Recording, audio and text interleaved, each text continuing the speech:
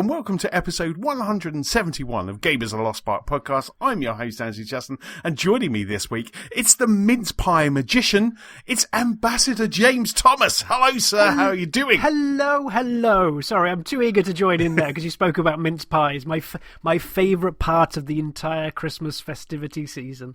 Yeah. So do I see on Twitter that you've been borrowing my mince pie recipe for a bit of... Christive nom. Absolutely, yes. I mean, I think you introduced me. We should say what your kind of mince pie recipe is at the moment, but you introduced it to me a couple of years ago, and I look forward to this now. Like Saturday, making those first mince pies was just, oh my God, it's just amazing. So the Thomas mince pie recipe, walk us through it, James, because it is just awesome. It gets more complicated every year I try it. I like trying to just tweak it and see where it goes. But it's a basic sweet pastry case for the pie. Then a disc of marzipan at the bottom for a bit of sweetness / protecting the pastry from a soggy bottom. Then it's a half and half shop-bought homemade mix where I add a lot of brandy and extra fruit to it for a kick. Then it's an oat crumble topping just to finish it all off as well, and this has slowly evolved over the years. And I actually tried. I've got this year's experiment ready to go next time round because I made a batch to take into work, and I think Ali was making like cookies or another cake that required some caramel sauce, and so she had this giant tub of sauce. It was like a whole lunchbox full of it. So he said, "Yeah, it's like take it with you." I was a bit skeptical at first, Ali suggesting things from my mince pie recipe. It was scandalous. How dare you? But I dipped a corner in and thought she's onto something here. So it's not going to be much when I make the next batch. Maybe a few artistic lines drizzled over the top of it. But yeah, that's this year's twist. Waiting to go. I bet that tastes really nice. Like I say, kind of a couple of lines, little decorative lines, just getting that kind of caramelly. Was it sorted caramel or was it just kind of normal? Yes. Yeah. So having that as well. Oh my goodness, that just tastes so good. I know. Yeah. I mean, for someone who actually hates cooking, like the thought of just going down and cooking meals, we've got a one pot cookbook, and I swear by it because it means I can just get on with life. But considering I hate cooking, the fact when it comes to baking, I'm willing to make my life more and more complicated just for a mince pie. Yes. Because mince pies are the greatest thing on earth. Put them with a tub of brandy butter and, dear Lord, you could entice me anywhere. If you were on a street corner with a mince pie and a tub of brandy butter, you could get me into the back of any van and just kidnap me without any resistance whatsoever. So this is how I'm going to get Viva Pinata 3 made. Just leave a trail of mince pies into a van. If you want to see JT back, make it. If you want James back, you're going to have to make That's just so cool. I mean, I think the only difference from mine to yours, apart from that delicious caramel topping, which sounds like it must be tried, is that my crumble top is a kind of normal crumble, but I've added cinnamon into the crumble.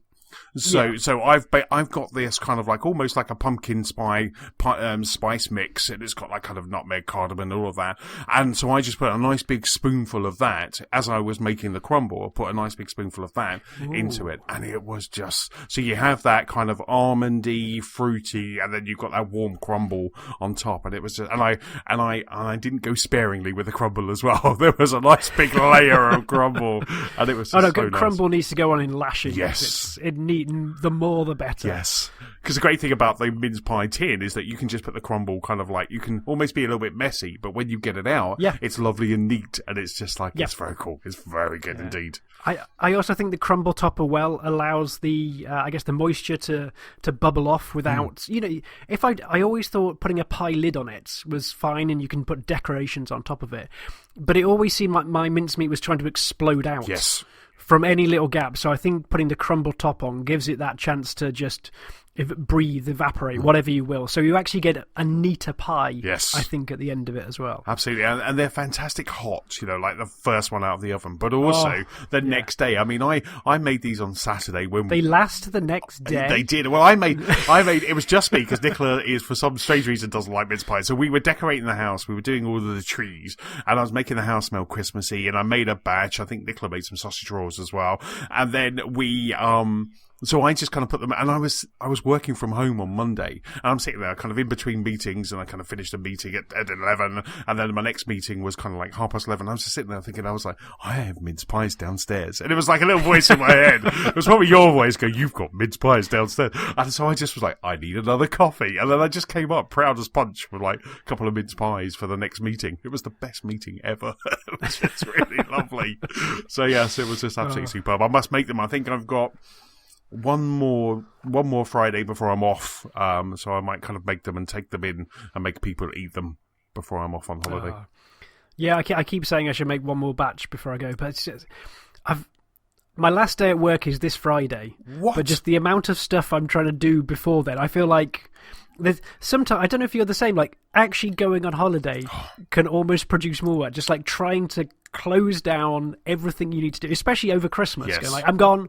I'm going to leave you folks for like a whole 7-8 days on your own. I know you're grown up and can cope, but it doesn't stop me worrying about anything. Yes, absolutely. I mean, I think for me, for my work, the best thing about it is that a lot of other people are off around Christmas. So when you go on holiday, like when I go away for 2 weeks in a couple of months' time, that build up to that is actually, as you say, it's so stressful. You know, that putting that out of office on is just such a sigh of relief because the build up to it. But around Christmas for me, I know that kind of most of the guys are going to be out anyway. You know, my office actually closes for 4 days or 3 days, so there's going to be no one there. So which is really nice, you know. So while I'm off, I know that it's all in good hands, or they're not there at all. So which is really cool. Yeah, have you got a long Christmas break this time around? Break off on the 19th of December for Star Wars.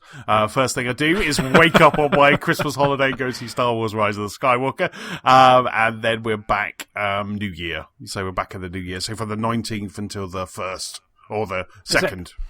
It's a hell of a way to start, though. Yes, it's the best way to start. So I'm going to wake up very excited and then just go over to Blue Water and watch Rise of the Skywalker and just cry like a big baby, and then have a Five Guys, and then what we want to do is make sure we've got all of our Christmas shopping, all of our wrapping, all done before we go on our holiday, before we break, you know, before Rise of Skywalker, have it all done. If we've got a few bits that we need to get, that's fine. But try and get it all done so we are just kind of on holiday. Fixated on film. Exactly. Just I've got a ton of films I want to watch. I've got a backlog of games that I want to play. A couple that we'll be adding when we talk about it in a mo. So I just can't wait. I just can't wait. So, at the top of the show, I saw today that you tweeted, you became an ambassador this week. And I was just so proud and happy and excited for you. What is a special effects ambassador? What do you do? So yeah, I've been graciously made an ambassador of the gaming charity Special Effect. And it's basically, in their words, like for what I've been doing for them over the past few years, because our relationship, and I do say our, like Rare's relationship with Special Effect probably started about 5-6 years ago. Mm-hmm. And I can't remember what came first, but Special Effect are the reason I started running, because I was looking for an excuse to actually change my fitness regime. I'd been playing a lot of football at the time, but that was winding down due to bits and pieces. And so I wanted to try and run for charity. And it was part of that, and I think there was a charity bake sale at work, and we were looking for a gaming charity. Mm-hmm. And so me and the rest of the Rare Events team started looking around, and I found Special Effects. And so we spoke about it, and I think they were quite low-key back then. But we found this charity that did great work to try and bring gaming to everyone, no matter anyone's physical or mental disability. You know, they provided rigs and all sorts to let people play. And almost just like just off the cuff, we got okay, let's talk to you. You can, and we tried to start fundraising for them, and it's just grown ever since. We've done football tournaments for them. They've got an event called Twin Town where we sent some devs last year to France to take part in some motor racing things. So they did like laps and challenges in a Sea of Thieves branded car. Wow.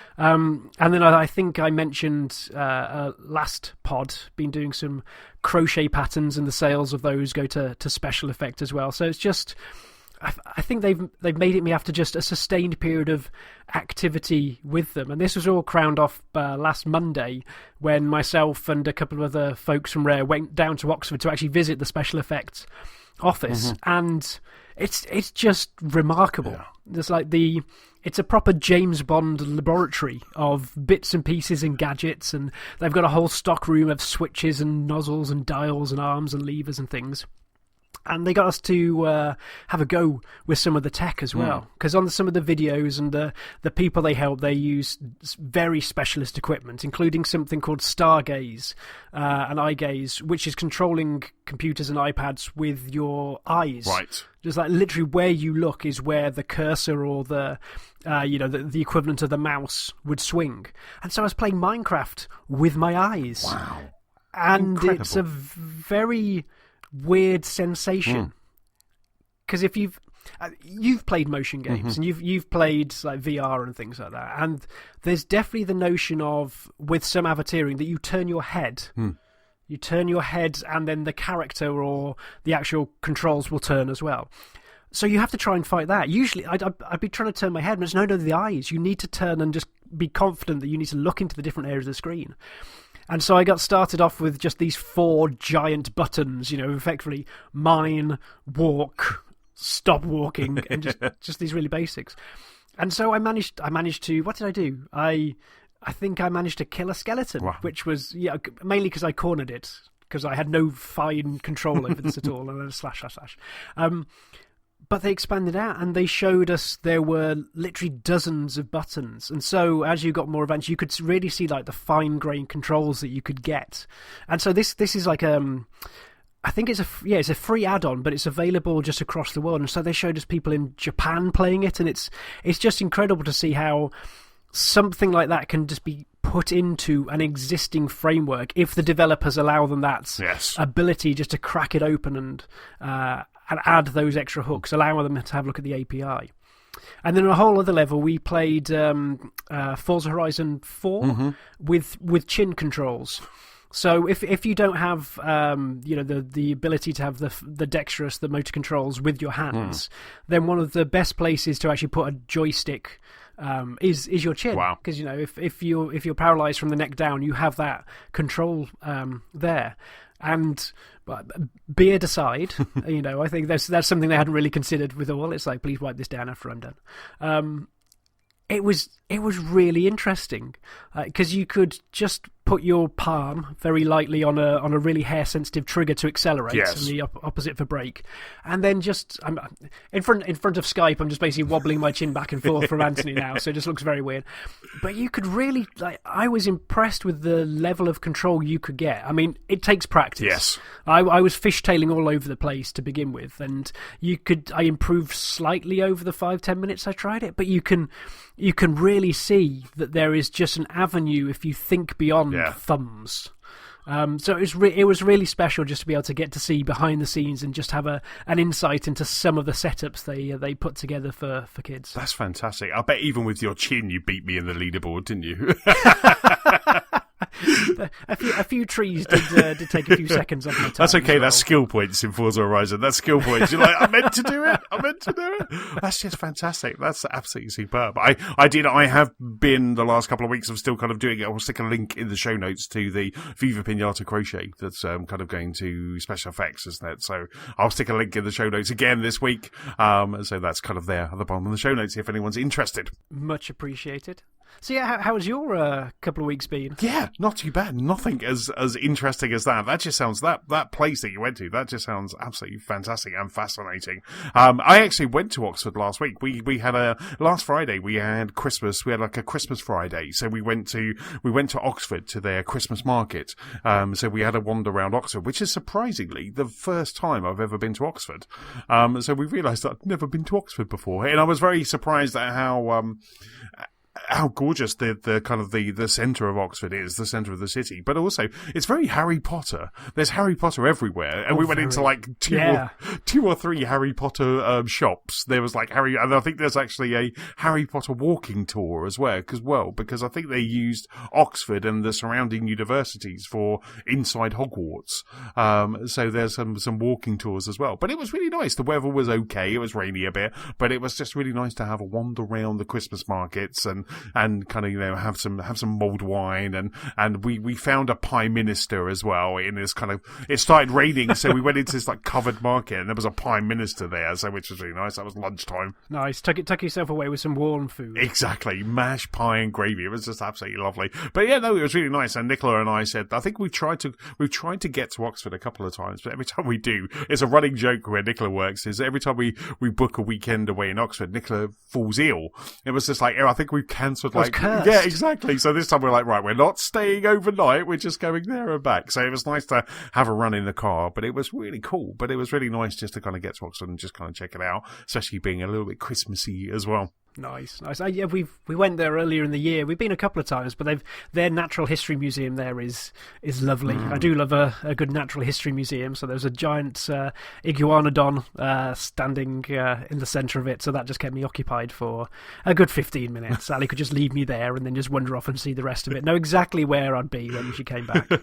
That's funny. The way that you kind of adore that is the way I do the Flatiron building. Like when I go to New York, I just like look at the Flatiron and I just want to sit there and just stare at this building. Yeah. And the first time I did this with Nicola, she was weirded out. I'm sure she was like, who is this weirdo that I've got away with? But it was just, I just sit there and just, it's easier now that there's a Shake Shack there. But before I used to just like sit on this bench, take a million photos I've already got, and now I kind of like stop, I have a Shake Shack as well. But no, that's just fantastic. Yeah, no, definitely. We want to go back in the summer, and kind of check it out because it was really nice. It was a really lovely trip. And I think apart from that, I don't know if you've been watching it, James, but have you been watching Watchmen, the TV show? No, right. No. I've seen the excitement going back and forth on the various WhatsApp groups about you and the other superhero fans. Yes, I mean it's really funny because I'm a big fan of the Alan Moore, Dave Gibbons graphic novel, and also some other stuff that they've done in DC. DC did before Watchmen probably a good 5 years ago, and right now they've got kind of a tie-in. So I've always and the Watchmen graphic novel is one of those graphic novels that I will pick up every couple of years and just sit and read. And I like the Zack Snyder movie as well. I thought that was a really decent interpretation of it. So it was just, I'm a big fan of the Watchmen. So jumping into this show, I was a little bit skeptical after the first couple of episodes. So normally what we do is we'll always give something a chess and try. We'll give it 3 episodes. If it's not grabbing us by the 3rd episode, we're out, and that's kind of, and we've passed up some TV programs doing that. But the first 2 episodes, it was really trying to find its feet. But on the 3rd episode, it just blew me away. And this, in a year where we've had Stranger Things, Mandalorian, and now Watchmen, the Watchmen is just incredible, and we sat and watched the penultimate episode last night, and I won't give any spoilers away, but it had me just speechless on the edge of my seat and just enjoying this kind of, it's a really kind of, the way that it's shot, the way that it's written, it really feels like it's jumping off the pages of the graphic novel. And even in the graphic novel, they have this inter-graphic novel, which is the Black Freighter, and they even have that in the show where Jeremy Irons' character, every now and then, they will break away from where they are to do that. So it really just kind of feels like Watchmen 2, it really does feel like this could have easily have been another graphic novel of the Watchmen, and it is absolutely fantastic. It's just absolutely. I mean, I was a bit worried because Damon Lindelof, I think his name is, he was the guy who was he did Lost. So, whenever you see his name, I think he did Star Trek as well, but when you see his name after Lost, you're always like, I'm not sure. There's a question mark hanging over it all. It really is. His name should just be David Lindelof ? It's just like, because you're just not sure, but if anyone hasn't watched Watchmen, I would absolutely kind of highly recommend kind of jumping in, because it does some things that are just fresh, new, and it has a really interesting take on kind of, I guess, superheroes, if you will. Cool. Yeah, I did enjoy the graphic novel, probably like 15 years ago when I went through a comic graphic novel phase. Like that was up there. I think that was the first one that I'd really read that had put superheroes in a that human light. That they have the frailties, they have the problems also. And obviously there's a lot of Batman. That's part of his shtick. But yeah, this was the first one that really brought it home, as going like, yeah, it's not all peaches and cream. There is a darker side to this band. Yeah, absolutely. I remember reading The Watchmen. I read it episodically, and then I bought the graphic novel afterwards. But I remember just reading it, just like there was that, and also The Dark Knight Returns. So those two things, I was like, these are not comic books. I grew up reading 2000 AD, so I was always used to that Alan Moore, slightly Grant Morrison kind of slight slant on a comic book, like a darker side. But when I was reading both of these comic books, I'm like, these are not comic books. What is it? And it was that this can't be called a comic. This is far beyond that. And I think that's how the term graphic novel was phrased as well, because that's what it is. Just a separate it out. Exactly. It always used to be like there were comic books on a Wednesday, but graphic novels every now and then, kind of to make me sound educated and fancy. But so I highly recommend it. It's on HBO in the US. It's on Sky Atlantic, I think, in the UK. But it's just so good. It's just so good. Nice. So that's what I've been up to. Yeah. So apart from that, obviously you have been nerding out with The Mandalorian as well. But what have you been playing this week, Anthony? Well, I've been playing. I'll leave my new addiction to a moment. But after the show, I think I was talking our new. Yes, absolutely. Yes. Oh, my lord. After the show, let me just get this one out of the way. After the show last week, Stuart and I, we were podding, we were talking about Halo Reach. So Halo Reach I think it was out that day, it was downloading as we were podding. So I got to play some Halo Reach after the pod and at the weekend. So I kind of fired up a Master Chief Collection in 4K HDR, kind of looking shiny. I got to kind of play through some of the campaign of Halo Reach, and that's a game I just want to sit down and just kind of spend, like, in my holiday. I just want to play the rest of it. I don't know, kind of in the scale of kind of Halo Reach, in the pecking order, in the table of Halo, where Reach comes, because for me, it's up there with ODST. It's up there with kind of Halo. It's kind of, I really like the different characters. And when I fired it up, because Master Chief Collection allows you just to go wherever you want. I didn't go to the first level. Oh no. I went to the sniper level, the Nightfall level. Oh yes. Yes. I was like, I gotta look at this. I want to see this in action in 4K HDR. And it did not disappoint. That gun, the sniper gun that character has, was just, it was just gorgeous. It was absolutely superb. Oh, the sniper one, is that the lady with the bionic arm as well? Yes. Yeah, because I haven't played Reach since the day, but there's certain things that stick with me. Right. So, yeah, I don't know. I'm with you. I don't know where it sits in the ranking of Halos, because I always have I've got a history with Reach, because Reach is a good game. Yes. But the story of it, 343 or whoever did this, I guess it was still with Bungie at the time, wasn't it? Yes, it was.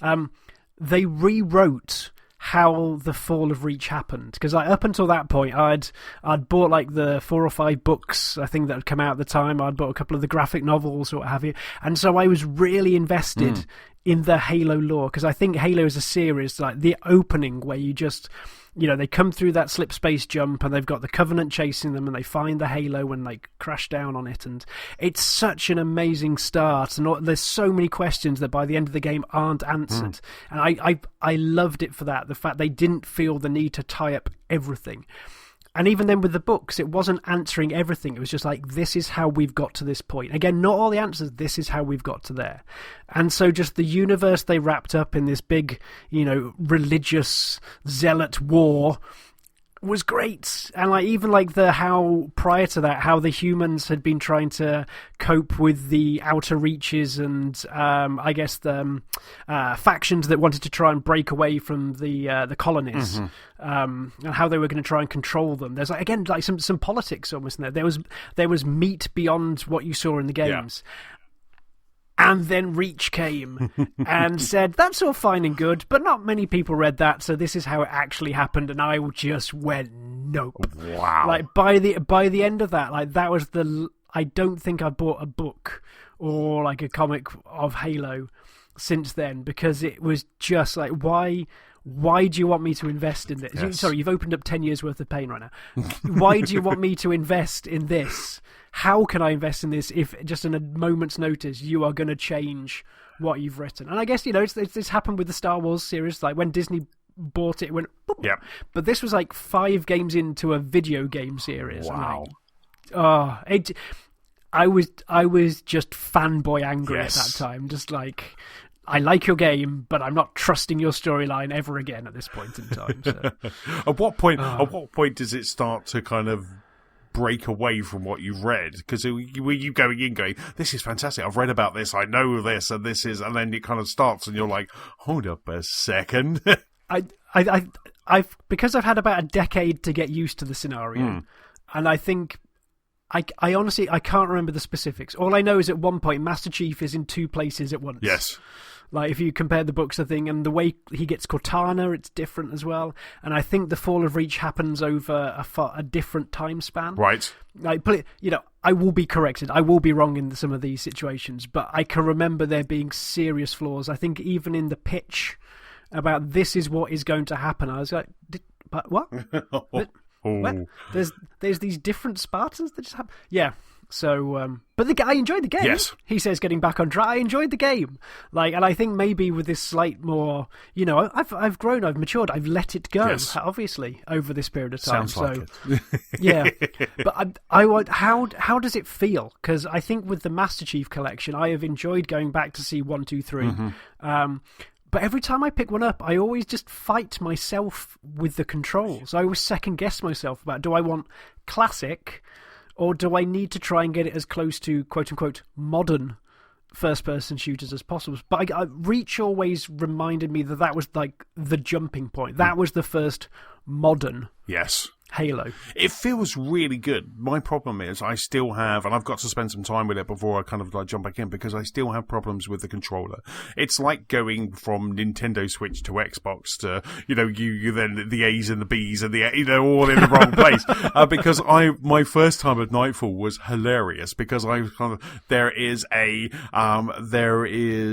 the kind of an enemy up on the cliff, and I was slowly walking behind, and it said like press B or to melee or something like that. And what I thought was the melee turned out to be the a hand grenade. So instead of like trying quietly walk behind, I threw a grenade at them, and then obviously alerted everyone. Chaos ensued, and it was so I spent the first, I think, hour of that game just getting things wrong. Like where? How do I zoom? How do I run? I can't run. Okay, where?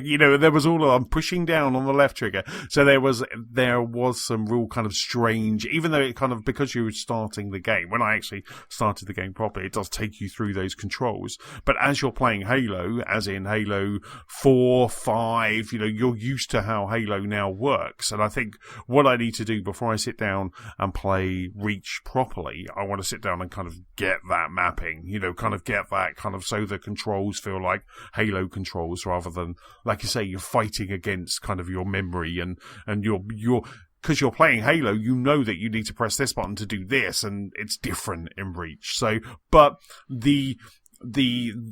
what I don't need to kind of worry about is the kind of the camera movements, the movement of the character. All of that just looks and plays just incredibly well. It's just kind of where I put my fingers and the buttons. I think I just need that's the problem I have with it. But in the Master Chief Collection, again, this is kind of free on Game Pass. You do have to kind of almost look like you're buying it to then kind of add it. It wasn't, I don't know if I was doing it on the first day, but it wasn't there.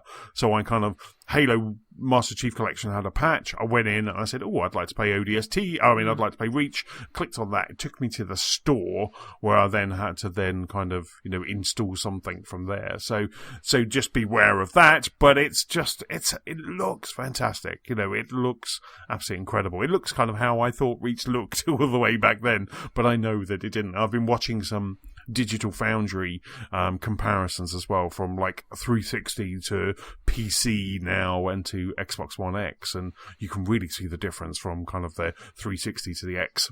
Yeah, because I guess they haven't really called it like a remaster or an anniversary version, have they? So, do you know how much work they've done on it? Because I know with the back compat craziness, they can do all sorts of things with the renderer to make it 4K native. But do the textures look good enough? Indeed, yeah, the textures look... Okay. Well, I think for me, I kept thinking when I was playing it, especially in the opening level, when you're going down the field and then you're going through all these barns and things like that and it slowly kind of builds into you seeing the characters. That looked incredible. And I was always thinking that maybe this is what it looked like on a high-end PC back then, or maybe it looks better than how it looked on a high-end PC. But it looks as almost like this is the PC port, but with graphics turned up to maximum of way back when Halo Reach was out. So that's kind of how it looks sharp, the characters look sharp, and it just really does look like you've really kind of, I can put my glasses on, I'm playing a game with my glasses on, and it really does just kind of really pop. And the HDR works quite well in the Nightfall level and in the first level as well. Nice. I know a lot of people started playing the multiplayer. I had a few days off from work in the last few weeks, and I know they were playing it there, and you could see various people remembering how good or bad they were at multiplayer. But it's the co-op. Like, I'd love to play some... is Nightfall the firefight? I forget what it's called. Well, Nightfall was the level in the story, but there was also Firefight, wasn't there? Because you had the one in Halo 4. Oh, I'm thinking of Destiny, isn't it? Is Nightfall? Yes, that's what I'm thinking of. Because in Halo 4, you had that one where they had weekly, didn't you? There was weekly stories that kind of kept evolving, and then I remember Halo Reach having I remember playing that a lot, multiplayer, firefight, and also every day at 11 o'clock, because I remember I was working from home a lot because I was working for a client out in Germany, so I was doing a lot of work, but every day at 11 o'clock, the Bungie.net or Halo.net or whatever it was would refresh, and there would be new challenges on there. Yes. And you used to just kind of go through. This rings a bell. Yes, it was like, kill 100 jackals or do this. 25 headshots on groups. Yes, exactly. So you just find that one level where they just keep coming at you and you're on the hill in the snow, and then you just find that and just do that. And I just remember just Nicola and I just doing that an awful lot, really just kind of playing through those challenges each day. It was great fun. Oh, so that I need to install this again. Yes. Next week on the week off, add in a Halo Reach day. Oh, there we go. That'd be just so cool. So that's Halo Reach now on Master Chief Collection. It's the first one, isn't it, on the PC? So if you have a PC, you've got Game Pass on PC. Halo Reach is the only game in the Master Chief Collection at the moment, and they're going to slowly be rolling out new Halos kind of throughout 2020 and beyond. But you're getting kind of 4K 60 frames a second, kind of if you have a beefy PC. Nice. It'll be good to see it slightly coming over as well. Yes, stretching out its platforms. Absolutely. And then, as we were teasing earlier, our new obsession, Demon's Tilt.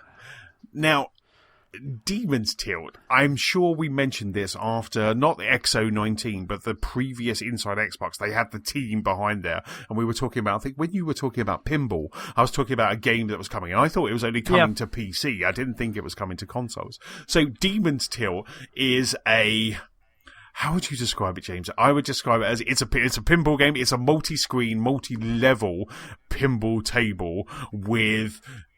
I think they call it an occult pinball, don't they? Because of the... Yes. Yeah. It's like this weird... It's gothic. There's a nun in the centre of the middle tier. There seems to be demons everywhere else. It's hard to really describe, but yeah, it's a game that basically lives on the amount of particle effects that it can throw at you at one point. Yes. Yeah, I think it's weird. Yeah, that's it. It's the particle effects, the things that it constantly explodes in your face, and it is just, especially kind of like I say, there's 3 sections to this pinball table, and you really do. I don't know about you, but I'm judging by your scores you are, but you really start kind of learning how the table works, so you know that. When the one thing that it took me a while to kind of get the hang of is when it goes down to the bottom section, if you're seeing a green disc by the by the flippers, then just let your ball fall to there, because the ball will then go back up to the middle section of the table. So I'm taking full advantage of that kind of green restart almost, because I'm not losing my ball, and then I'm just going back up to the middle of the table where I'm happy. So like it's basically there's like just teleportation points just pop up across the board, isn't it? Yeah. And then you get one in the middle section that takes you to the top, where you have to knock the armor mask off of a lion, which is just amazing when that comes off. Yeah, then there's a weird snake that you keep having to hit, that the ball travels along its back. And there's a bucket. So that's the top tier. Then on the middle tier, there's a nun with a cup above her head. And if you get the ball in the cup, it starts some sort of ritual that wakes her up initially and then makes her eye bleed after that. Yes. And then she summons forth a load. Then it sort of goes into like almost an Ikaruga stage, where once you've done that, she will start spraying pink bullets everywhere. And if your ball touches the pink bullets, you get score. And then on the bottom tier, like demons and what do they call it? Hermits just inhabit the board, and you have to hit the ball against them to defeat them. And they shoot bullets as well, but their bullets make the ball bounce back. Yes. So then that affects how your ball travels. So it's just weird. And across the whole table, there's just like little bats or little bugs, demons, some spiders.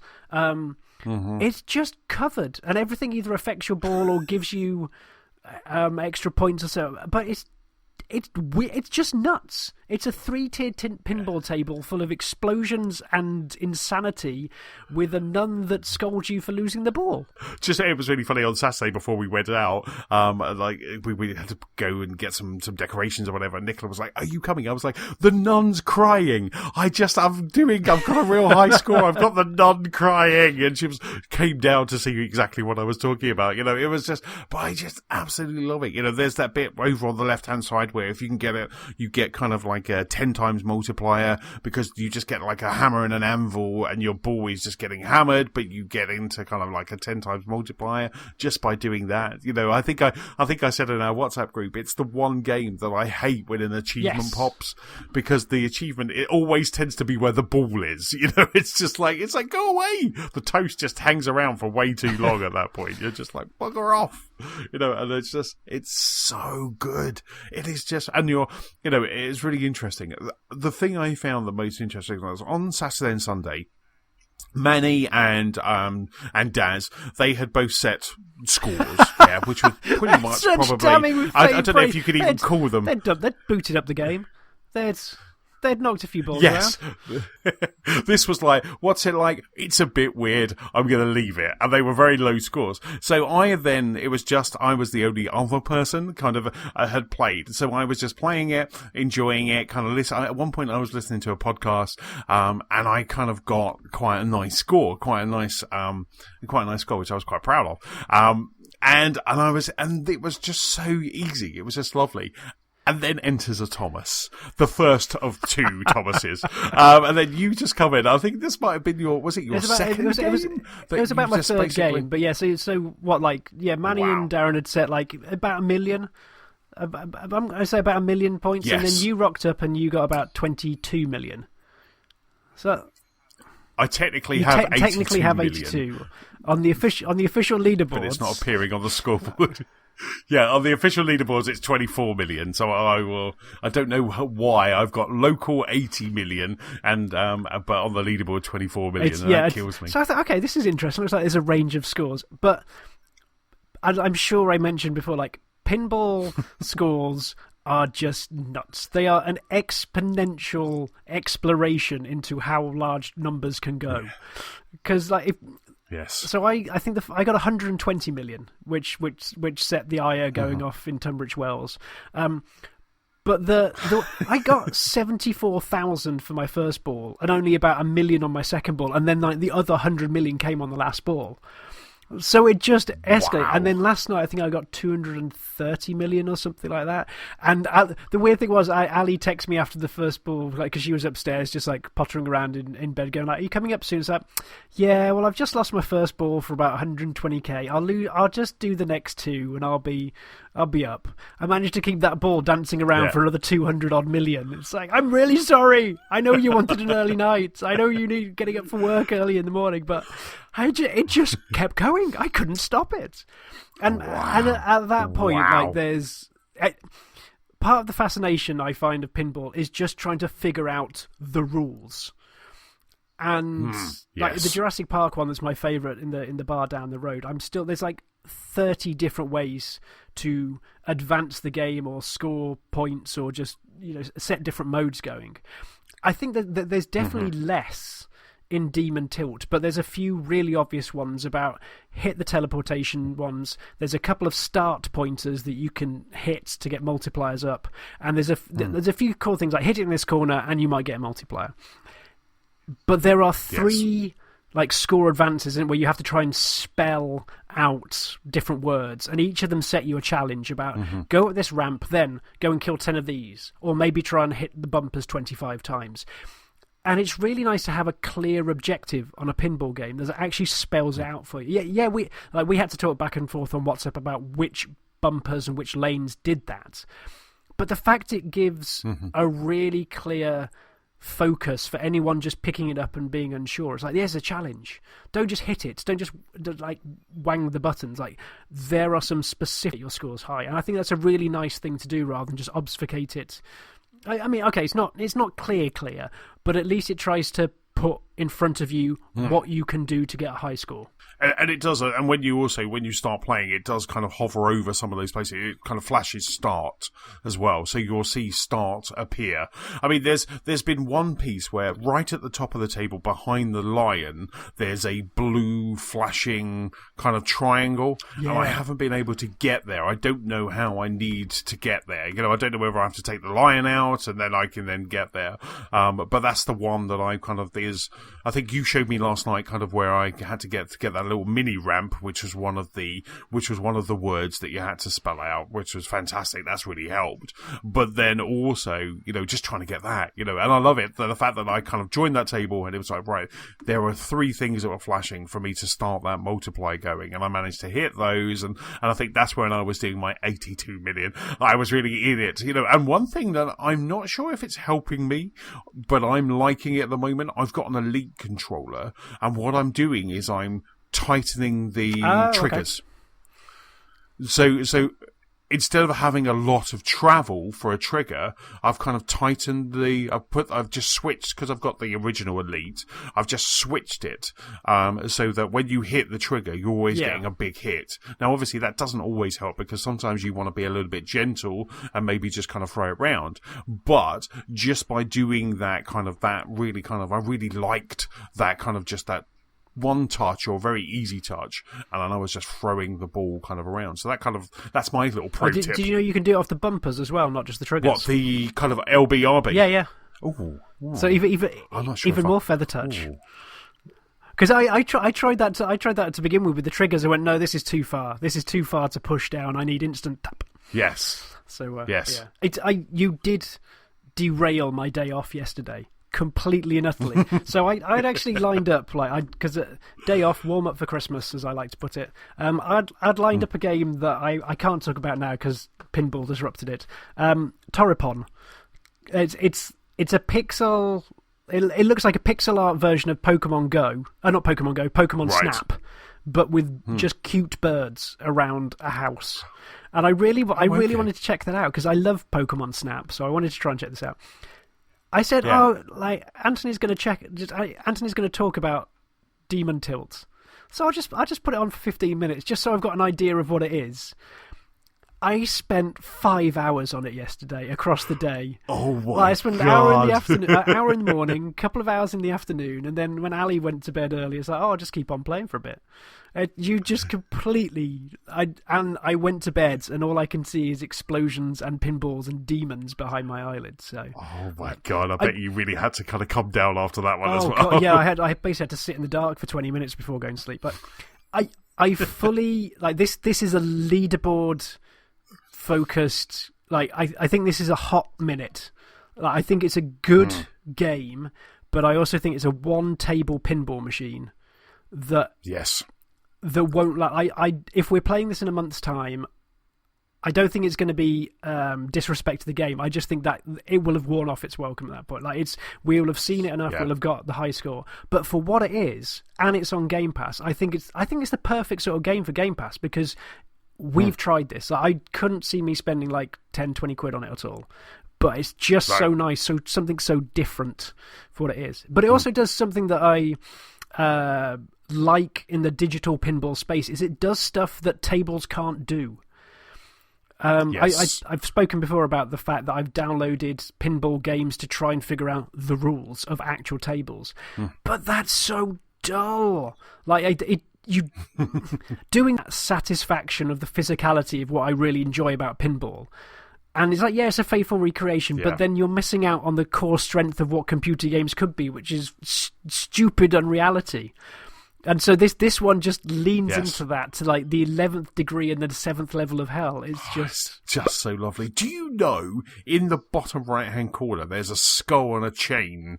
Yes. Do you know what that's for? That is for something to do with tilt. Right. Because I've looked on the Steam forums to try and figure it out, but I can't. Like, I think if the ball gets stuck, you can hammer A, or something to try and tilt it in your favour. But if you do it too much, that demon assistant gets angry. Right. Never really figured out what the tilt. I can't tilt it at any other time. I just occasionally see that meter go up. So, yeah. Yes. Secrets. Oh, it's just so good. So you kind of like smashed that high score. Matt came in last night. I think he must have played like 2 games or something like that. And I think he hasn't reached 100 yet. I think when I went to bed last night, I went to bed quite early. When I went to bed last night, I think he was at like 80 million. Whew. So I'm not sure if he's gone higher than that, but he's definitely kind of giving you a run. I want to get up there. Like I say, the weird thing that I was once you had set that high score, it was really bizarre how much now the pressure is on. And I sat for... Nicola was playing... She was finishing up Luigi's Mansion last night. She was just kind of like playing that. And I just was like, do you know what? I'm just going to sit here. I'm going to put my headphones on. I had a podcast I wanted to listen to. I'm going to play this for an hour on the smaller TV. So I sat really close to the TV. I had got myself into a nice little comfortable. But the pressure is on. And it's changed from Saturday, how I was just like, yeah, this is great. It's weird. It's really bizarre. To now it's like, I have to beat Thomas. And then Matt kind of then posted his score as well, which was just equally adorable. And I was just, but it was really interesting how I've got to try and get you out of my head in order to play this game again, because all I was thinking was, all right, gotta do that. And then for the first, because when I got both of those scores, I wasn't really focused on the scores. I'd take a look when I got to the end, but now I'm constantly going, okay, what's my multiplier? Where am I? What am I doing? And I'm really kind of focused on too much stuff. So I need to just go back, focusing on the table and the various levels, and just kind of take it from there. I think because, like, as I say, when I got the 100 million, I only got 70k on the first ball, so it's I don't, even if I get a low score on one ball, so I'm not going to quit, because you never know, you could get 1 billion on the next ball. So yes, yeah. But it's good. It's good. Exactly. I think even if you do, and I did that last night, I kind of lost the ball very quickly, and I thought because there's the little teleporter, but then there's also kind of a cross appears, and that just relaunches your ball. Yeah. And I thought that was there, or it just flashed out just as my ball went, and it was a really low score, and I was like, oh, this one's it. And I didn't restart. I thought, no, I'll just keep going. And I ended up getting like 22 million, and I was just like, so I was happy by that, but it was just, it's no 100 and whatever million. But that's Demon's Till. Like I say, it's out on Games Pass. It's on PC, and it's also, I think I sent a picture to you guys. It's coming to Switch as well at the end of December. But I just kind of think that it's just too small. The Switch screen would just be too small. I thought about this, and the one thing I think the Switch has got going for it is, like, you could turn it 90 degrees.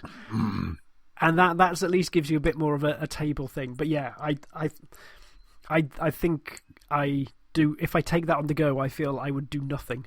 Like, I'd be in the car. We'd take it in the car. I'd say nothing to Ali for 2 hours. It's just, yeah. I'd love a train journey with that. I'd just like get angry, and every now and then just shout Thomas every now and then. But superb. So that's Demon's Tilt, and that's me for games. James, what else have you been playing, sir? Yeah, I've got a little bit of a list because I finished up Luigi's Mansion. Cool. I think last time we were on, I was in the middle of it. I don't think I'd completed it, but I think the following weekend managed to get to the final boss battle, defeat it, and then pretty much just went through every single level trying to get the gems and the secret bits, just trying to literally hoover up all the money I could to try and get the best rank.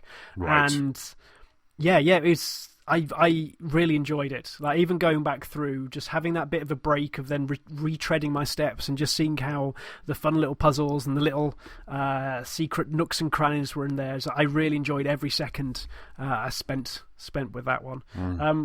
Yeah, it's good. It's good. Still, it's up there, Game of the Year material or so. Then Absolutely. Also Death Stranding. I did take the plunge with Death Stranding, as I think I said last time, but I've had some weird controller problems since then. Like, neither of my PlayStation 4 controllers will hold a charge, Right. and both of them are really finicky, even if plugged in directly to the PlayStation. So it basically meant I only have played probably a handful of hours since we last spoke about it. During which time I really got grumpy with the stealth mechanic. I think I got my first combat stealth quest line Yes. the very next time I booted it up, and I thought, okay, now this is going to be how I want to play it. Like, I know you can get guns later on, but I do love a good stealth. And 2 hours later, I was happy my controllers failed, because I really it was so clunky. Like, I don't think they've built a good stealth. Like, stealth for them is literally staying out of sight. I felt like I couldn't sneak up on the mules and try and do anything to them. I felt their patrol patterns were too random for me to actually think of like a way in and out without literally just trying to cheese it. Yeah. Even to the point where our friend Rob, who has played a lot more, his solution to this was telling me to get a van to run them over. It's like, that isn't stealth. That isn't stealth. So I actually came away quite disappointed from that. So I think a gap between now and I'm going to try and get my controllers working again over Christmas to give it another go. Because I did enjoy the concept of Death Stranding, like the cargo simulator, having to battle the rain, the terrain. That I want to see more of, because I think it's a nice idea. Like, I was cynical beforehand, but actually how they've executed quite a lot of that core thing, I want to try some more to give it a fair shake. Yes. Yeah, whilst my controllers were letting me down, I think I was just leaving one to charge, and I just jumped onto Xbox and I just chose to play Ori and the Blind Forest. Oh wow! This is. I don't know why. This is a game that I should have played like 2 or 3 years ago when it first came out, because an hour in, I bloody loved it, Anthony. It's so lovely for so many special, reasons. isn't it? It's Yes. so lovely. Like the music, the art, just the characters, like that alone, the setting and the atmosphere they give you, I think is lovely. And so initially I was always just lulled in, going like, well, this is quaint, this is nice. But then the more I actually played, the more I realized like, it was such a lovely, well put together, smooth, slick, like Metroidvania platformer. I love just traversing through that world, going through with the jumps, the different abilities that you can get just to jump around the world, the ease of combat as you just send sparks off around you. It's just such a nice setup, and the whole thing is focused on just getting you to try and chain those abilities. Like my favourite part of it all was and I don't know what you call it, but when you can jump and near a lamp or another projectile, you can hold down Y and then catapult yourself further up into the world. So using the momentum or velocity of, energy or whatever of others. And it's so lovely. Like, that just completely melted my heart. And like, this is such a perfect little platformer, because when you're going through sections, jumping off other enemies are shooting you, and you're actually using their projectiles against them, either to fire them back or to fire yourself up higher. It just felt so amazing to be able to chain your way through otherwise impenetrable corridors and float above or fly above the world, and the entire thing was just lovely. I must have played it from beginning to end with the space of 2 or 3 days, because I was just that fascinated and sucked in by it. Wow, that's incredible. And it's one of those games that you really kind of, once you start playing it, you really don't want to play anything else, do you? Because it's that control system, all of everything. You just don't want anything to break up your kind of muscle memory that you've got. Yeah. And I think even Ali was really taken by it. Just when she was on the sofa and just watching me play, it was just like, oh, that's pretty. But this was the definitive edition, so you could there were certain shrines, certain lairs that you went into at certain points to retrieve the 3 spirits to resurrect the forest. And I think in the original version you couldn't go back in once you'd completed them, so I'm happy I almost waited to this so I could then go back in and explore. But the exit, the finale in each of those lairs, was simultaneously amazing and controller throwing, because it's almost like the Halo escape levels at the end of each of the game as well, where you've either got flames or water or a giant boss chasing you, and you've just got to string together this perfect run of platforming and dodging and fighting just to get out, just to escape. It's a lovely twist. It gave that I guess a focus, test your mettle, a proper test your skills in this one set piece, which was all right. I think I stopped at far too late one night playing, and so I was overtired. It was that classic come back the next morning and complete it on the 3rd attempt. But after the 23rd attempt that evening, I hate this. I hate this. I hate this, but I love you. I just want to go out and jump and swim again. It's gorgeous. It's gorgeous. If no one's played Ori, please go back and play. If you like a platformer, if you like a Metroidvania, it's just a lush version of that. Yes. I saw it came out on Switch a while ago, and so it's out on Switch, and they had a demo, and I had a quick look just to see how it was playing on the Switch. And similar to you, I was just like, oh, this looks gorgeous, on the Switch in handheld. So I went back to Xbox, because I bought it on Xbox when it first came out, and I hadn't finished it. I think I got as far to that there was a point where it was just so tricky.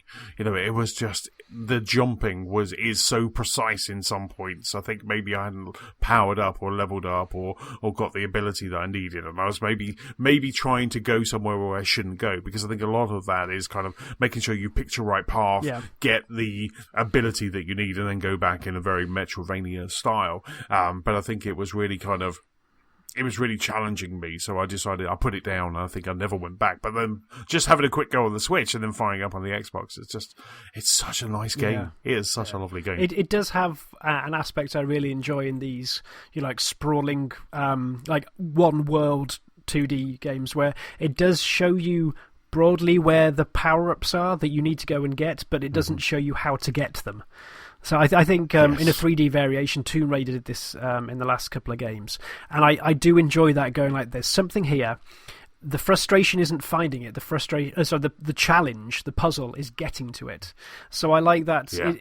It removes there's 97 items left in the world. Where are they? It focuses you down. I do enjoy that, especially when you've got all the powers and then you can get to it. Because I think there was a few that I cheesed, got to before I necessarily should have done, which is it's always fun, because you probably feel like you're cheesing it. The devs knew you could get there, but hey. That was really good. That was really good. And after that, I decided to try and tick off another game that I'd been putting off to play for a while, and that was Guacamelee 2. So I really, really loved Guacamelee when it was on the PS Vita all those years ago. Yes. This was almost foolish of me, because of how much I loved and adored just the mobility and how you traverse the level in Ori.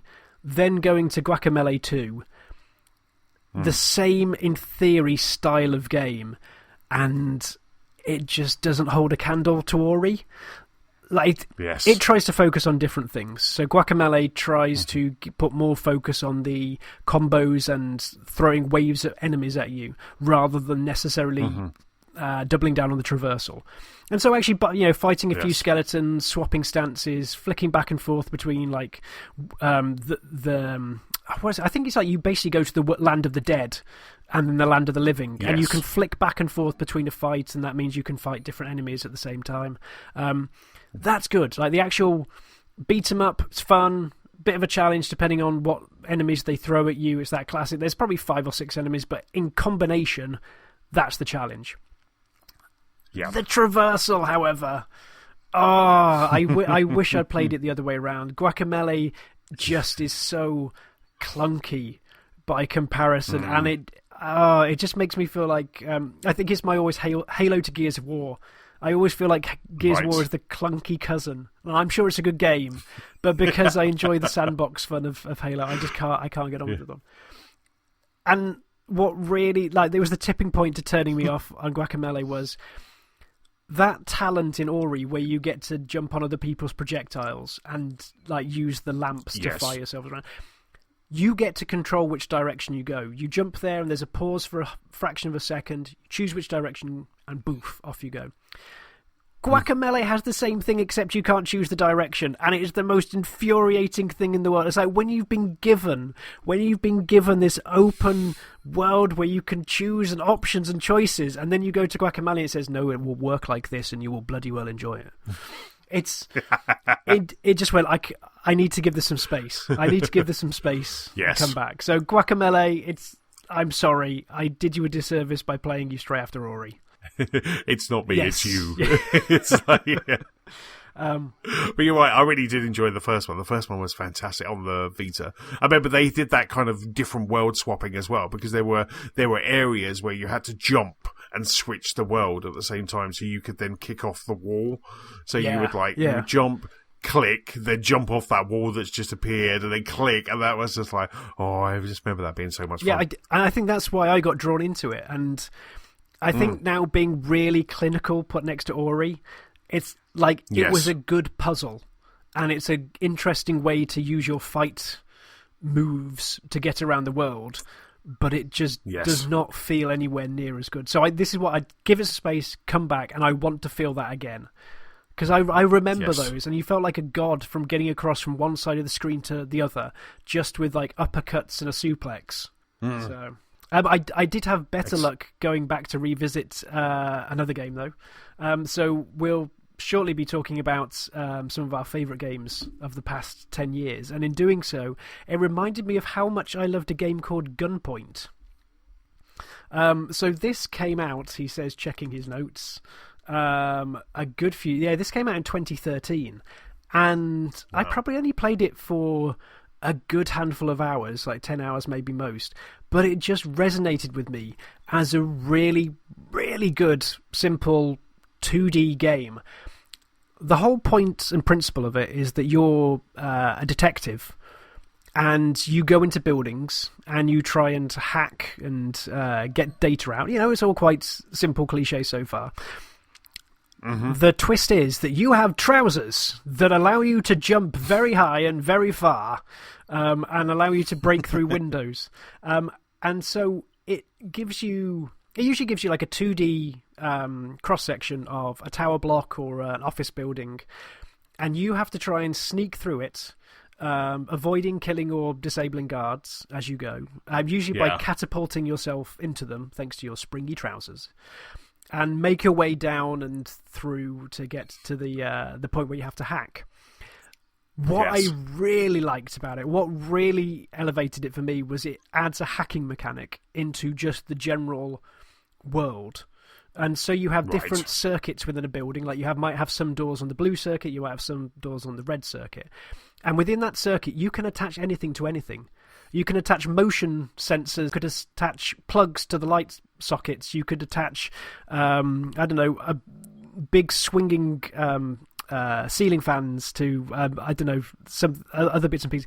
You get to create traps and access points just from, and you don't need to be near it. From this cross section, you just need to wire up wherever you want, and so that gives you a freedom of going, well, actually, from this ground floor, I now have access to the red circuit. So on the top floor, I will attach the lift button to the plug socket next to the security guard.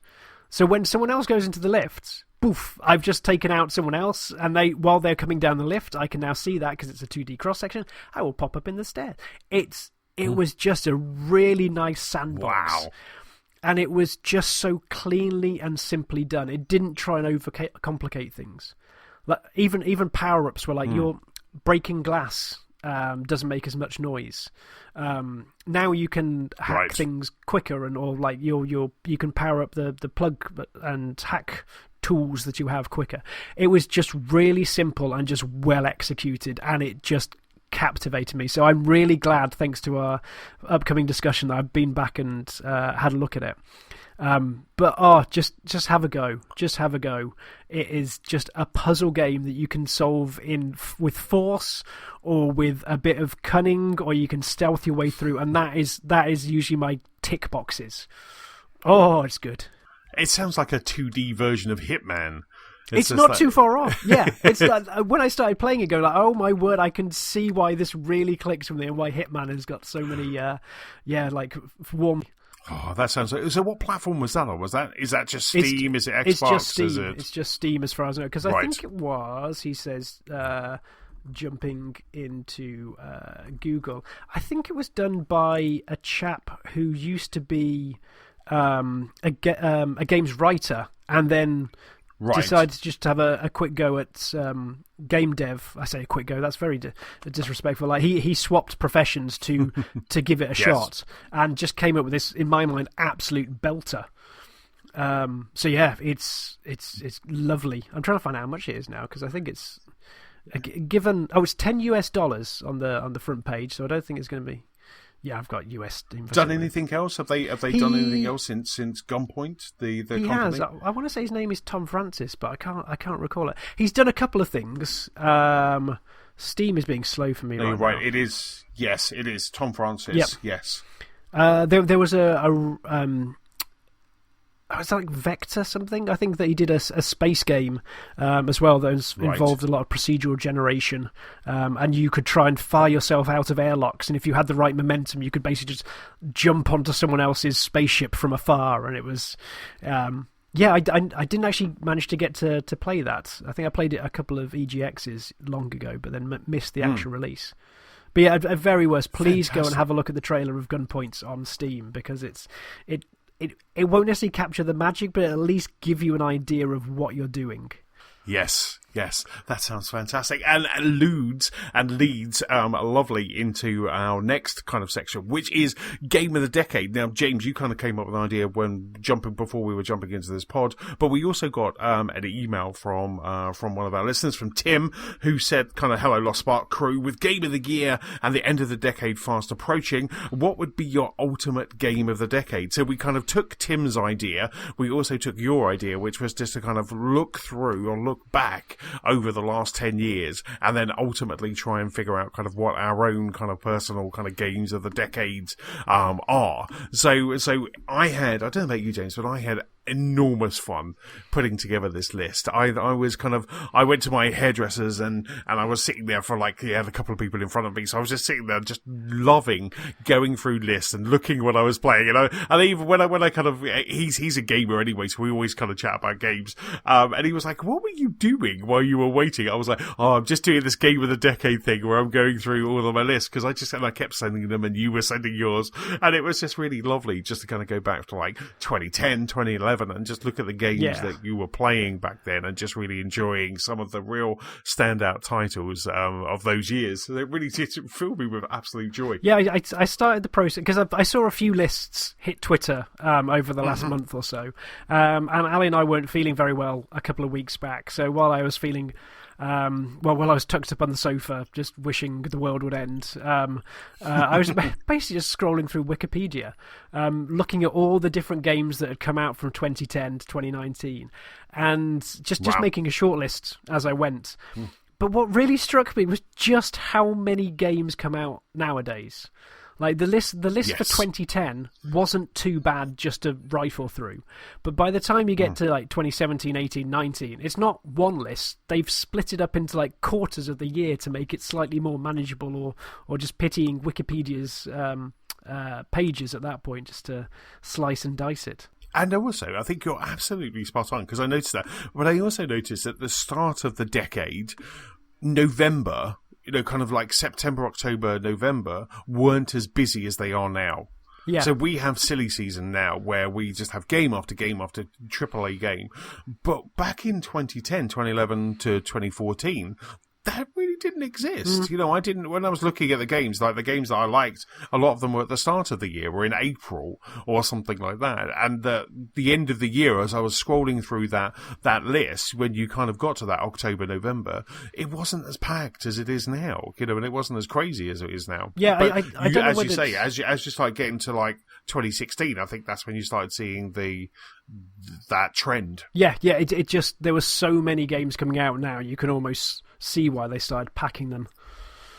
Yeah. Yes. So how do you want to do this? How do you want to do this? Well, should we just start from the start of the decade? Because what I've done, I think what you've done as well, is I've managed to whittle it down. I had a big old long list, but I've managed to whittle it down to one game per year. Now, obviously, we've been doing Game of the Year, kind of Lost Spark, for, I think, 4 years. This will be our fifth. So those ones kind of really run with that. But we've got 2010 all the way through to 2019. So kind of giving away a bit of our kind of Game of the Year. Luigi's Mansion 3, obviously. But we're kind of giving away a bit of our Game of the Year. But let's do that. Let's kind of you, me. We'll start with 2010. James, what was your Game of the Year? I mean, if you want to talk about any of your ones that kind of, made the shortlist and then the one that was ultimately, you can indeed, if you've got some that you want to talk about. So 2010 was a year when things like Mass Effect 2 and I think Red Dead Redemption came out. But yep. 2010 was a weird year for me. I don't know what I was doing, but I think I bounced off most AAA games that year to the point where I just didn't buy them or play them. Right. And so I actually had a real struggle going through 2010, trying to pick out the games that I really liked and wanted to play. So I had, 2010 is the weakest year for me. So I want to get right. caveat. But Rock Band 3. Rock Band 3 was my favourite game that year. And wow. It's not a bad game, but I just feel like compared to some of the stuff that came out that year, it's not, a critic's choice. But Rock Band 3 kept giving so much pleasure for me for probably like 4 or 5 years after it came out, because there was that initial push of just bringing all the games, all the DLCs, so like under one package. Like the amount of times I took it into work for like games nights as well. There was that nice social communal aspect to it all. But it is also probably just the most polished version of any of the Rock Bands, combining, I guess, breadth of catalogue and just options. Things like the no file, the party mode, everyone being able to play the same instruments. Just things that are either lacking or missing in the current iterations. Which probably the last ones, given what we can see now. But yeah, for me, Rock Band 3 was just like the best version of any of the band or Guitar Hero series. Nice. That's really cool. I mean, it was quite interesting jumping into this list. Before I started, the two things I Googled was, when did Viva Pinata Chocolate in Paradise come out? And also, when did Rock Band Beatles as well? So they were the two, and I think Rock Band Beatles was September 2009, because for me, the Rock Band Beatles being a kind of I loved the aesthetic, I loved the look, I loved the opening scene of Rock Band Beatles. That for me was the one that I just couldn't stop playing. But anyway, back to this list, because that was 2009. My 2010, you mentioned it. It was the game I never played the first one until I finished this, and then I went back. It was Mass Effect 2. So you played the sequel before the original? I played the sequel before the original. Yes. Does your save game go back? I don't know how that works. No, it didn't. No, I don't know even traveling. if there was. Yeah, back retrofitting my Shepherd. But I basically played Mass Effect. I bought Mass Effect. I played Mass Effect, but it was so slow. I found it slow. I found it, the lifts, the driving. For me, it ticked all the boxes. Someone who likes Star Trek, Star Wars, loves sci-fi. For me, Mass Effect was like, yes, this is incredible. But I bounced really quickly off Mass Effect. Started seeing all the stuff, all of the hype that was coming around Mass Effect 2. The first thing I kind of found out that you can play it because it does a bit of a recap right at the start. So I thought, you know what? I'm going to give it a try. Jumped in and absolutely had a blast. I think at that point Nicola was also playing Mass Effect 2.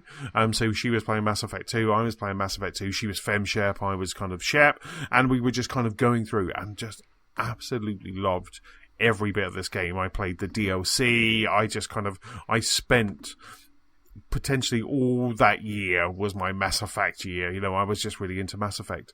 Strange was that I never played Mass Effect 3. Oh, okay. I thought after all that's okay. So I went back and played. Compulsion to see out the story at that point. Nope, absolutely not. I bought it. I still have it. I fired it up.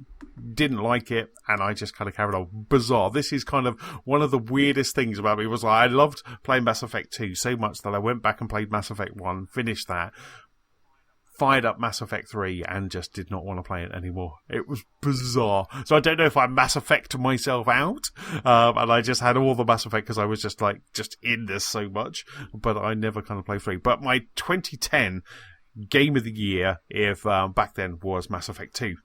So 2011. 2011. Sorry, dude. I should try and get some fun. I was going to say I should try and get some fun facts for each year. 2011. It's an election year. Try and take that fun. No. Yeah. Take that was number 1 in the charts and the best-selling record. I'm going to go.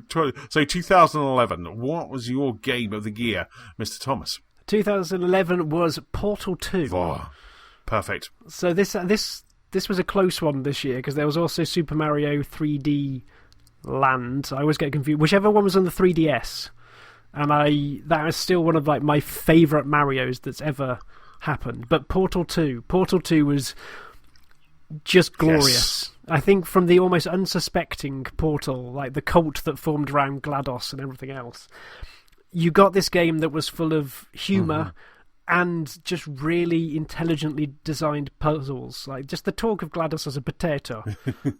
I resisted trying to do an impression then because I'm sure it will not come off anywhere near as well as I think it will in my head. But it was just lovely. Then the way it evolved into, and then having to use the goo, just to modify what you could actually try and do with it all. It built upon itself, but also didn't outstay its welcome.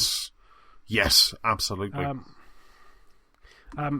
It's what really tipped the scales in its favour though was the co-op, because I can remember Matt and myself just playing it, and I pretty much reserved time going. I'm not going to do co-op until Matt is available to do it with me, because it was just such a special thing that we both wanted to do, and it was worth it. It was so good with those two little robots that just beeped and booped around with it all. Yes, absolutely. Same here. My game of the year 2011 is Portal 2 as well. For me, having those two guys, again, I was co-oping with Nicola, I think. We were co-oping, but we had our own screens, so we were doing online co-op. I'm sure there was online co-op for Portal. I'm trying to think if that Yes, there was, because I wouldn't be able to play it with Matt otherwise. So it was kind of back in the day where Nicola would kind of bring in her TV and then go, as she goes to bed, she would have her TV under her arm and then walk off it. And so we were playing that, and it was so much fun. This was kind of chess and chaos before Overcooked, and it was well, what about because for me, I'm very much, I don't know about you. I think you'll probably be similar to Nicola. You'll work out a puzzle in a room first. You'll go, right, I need to do that and I need to do that. But me, I'm let's just spray the paint down there and throw a thing through and see what happens. For me, I'm just I'll cause chaos and then I'll work it out from there. But before I start, I won't just kind of go, okay, there's a chute there and there's that there. I'll just let's throw the paint down, get it to skid, and then we'll do this. And then so you can imagine Nicola's reaction to all of that. I could just in sort of a Rooster Teeth fashion. I can imagine her robot just standing there, looking back and forth, and just in the background there's just being fired. I remember that it was just so much fun. All you'd ever hear was, "Okay, so what did you learn there?" Because what can we take away from this? I mean, disaster. Because it was just so. At the same time as we had Portal 2, that wasn't in the orange box, was it? Portal was in the orange box, wasn't it? I think, yes. I think Portal was in the Portal. Portal 2 was an Xbox Live Arcade kind of download. Yes, yes. Yeah. Oh my god, it's just so cool. I love those characters. I still to this day, I remember a couple of years ago, someone brought out those as collectible characters, as little figures that you could buy. They're just so adorable. Both of them had so much personality, and were just so much fun. Yeah, the tiny little round one and the taller, taller one. So that's kind of 2011. 2012, the Jubilee anniversary. No, I did find one. The Diamond Jubilee of Queen Elizabeth II. Google's hot facts. Yes, for exactly. 2012. Google, what happened in there? So, 2012. What was your game of the year, James, for 2012? 2012 was Fez. Oh, wow. Fez for me, because it was one of those communal moments.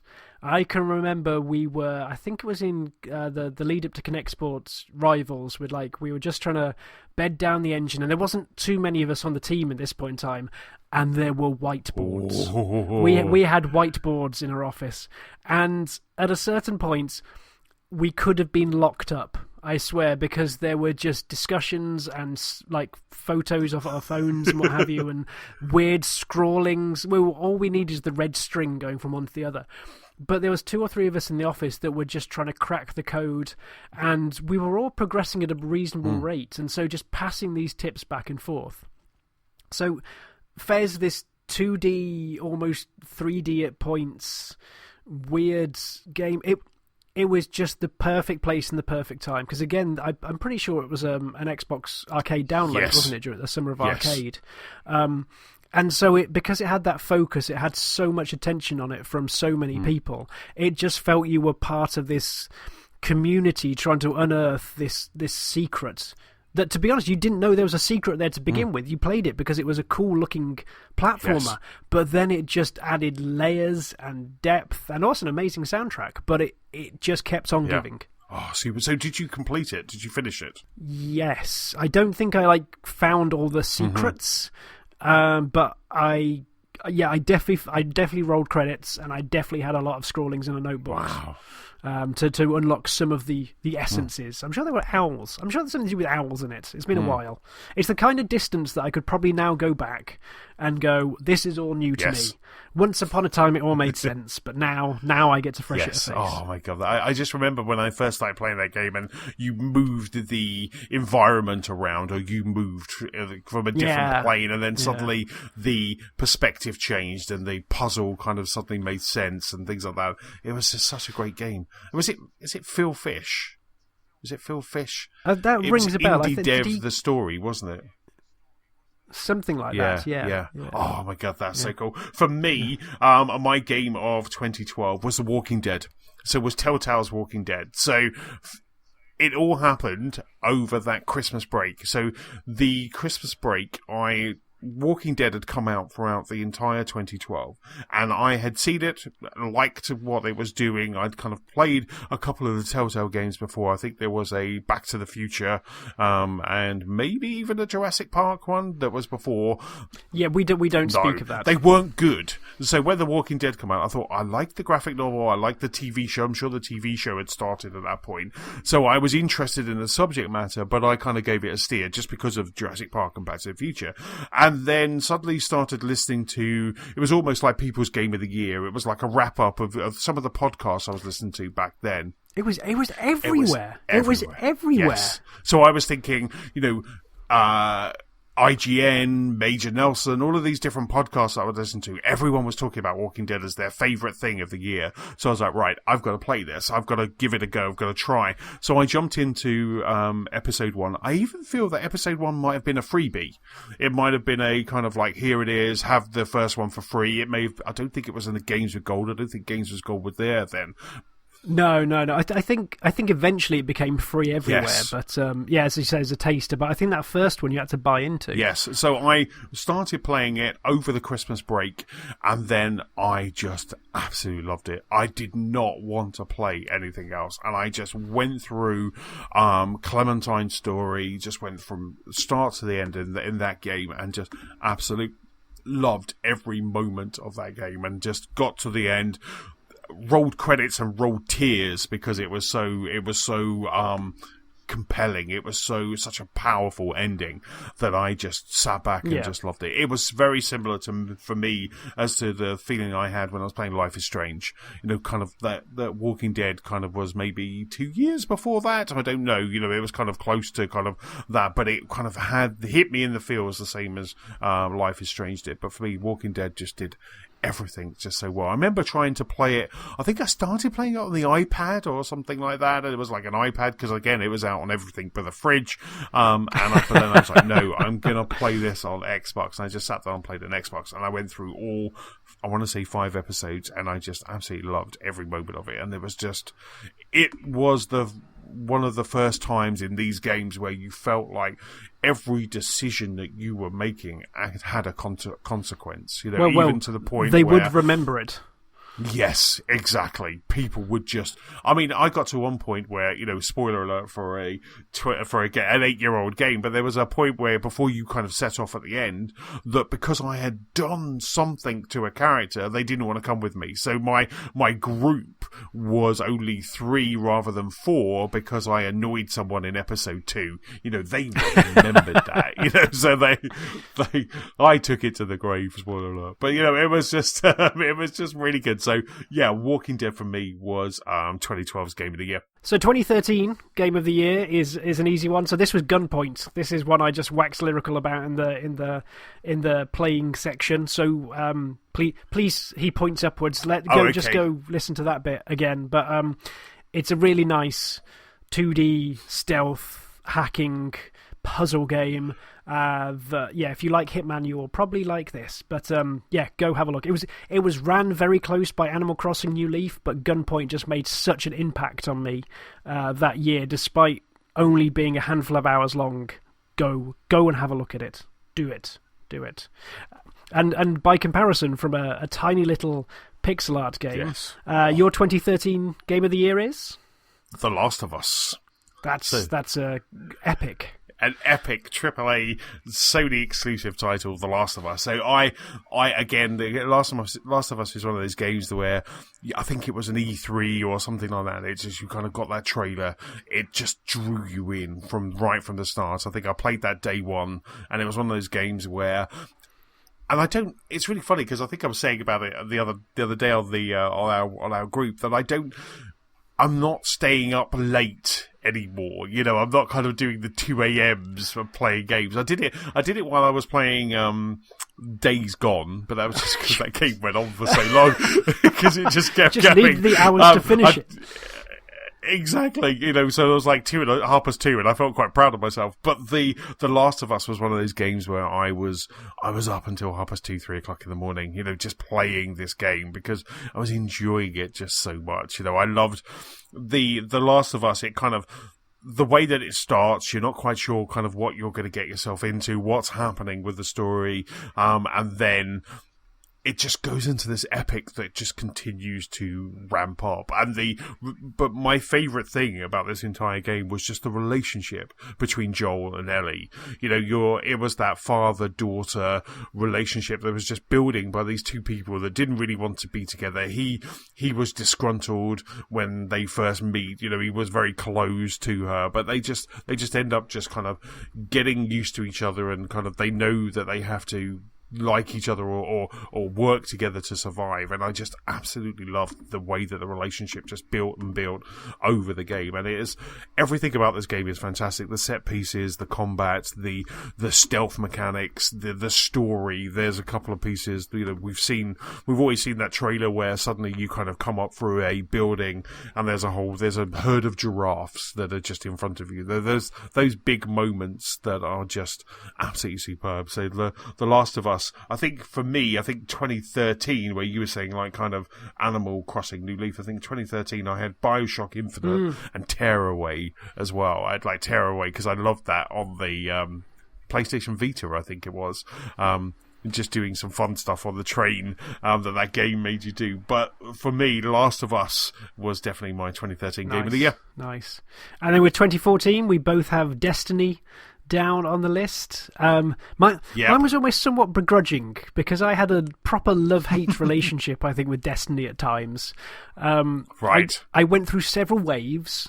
despite putting like probably 150 hours into Destiny, going, what am I doing with my life? Because in the same way we talked about Reach, just going back for like the daily challenges and just trying to grind and get the weapons by doing X, Y, and Z, and it was structurally there to keep its hooks in you, which I begrudged at times.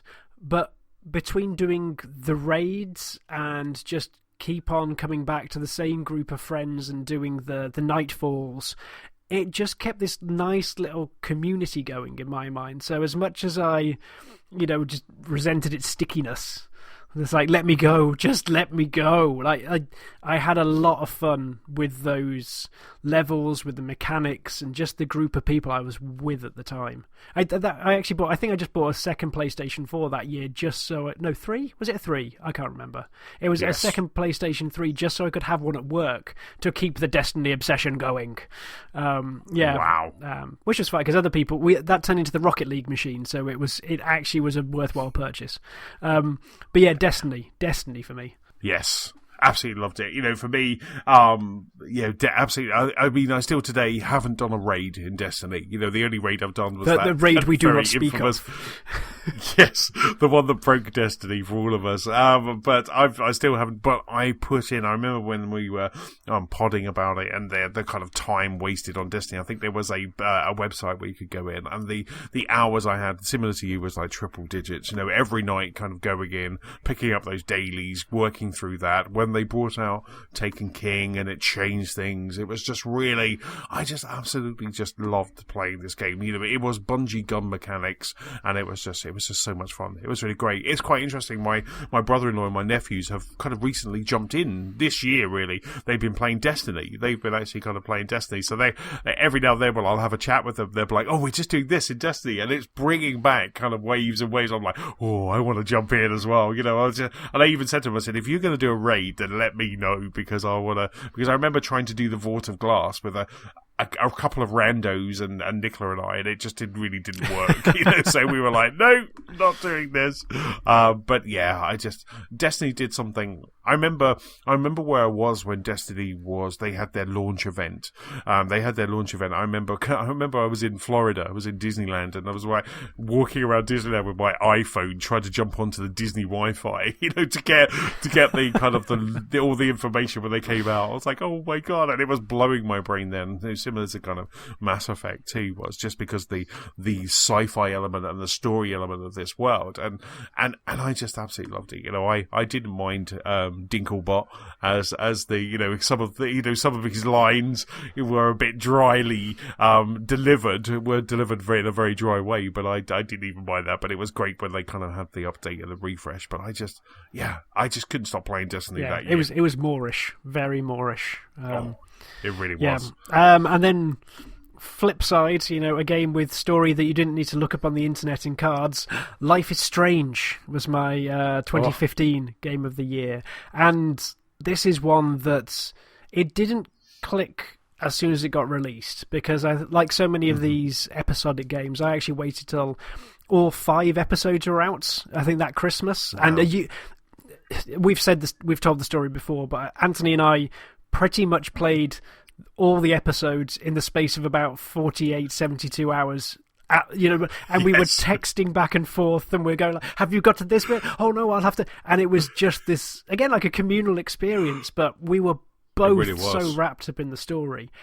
And this one game of the year for me over things like Rocket League, and I was too busy with Replay that year to really give Witcher a chance, which is why it's not on my list. But Life is Strange, it was the first real episodic storyline that hooked me. And like the emotional twists, and then that choice at the end, it just had everything I wanted. Because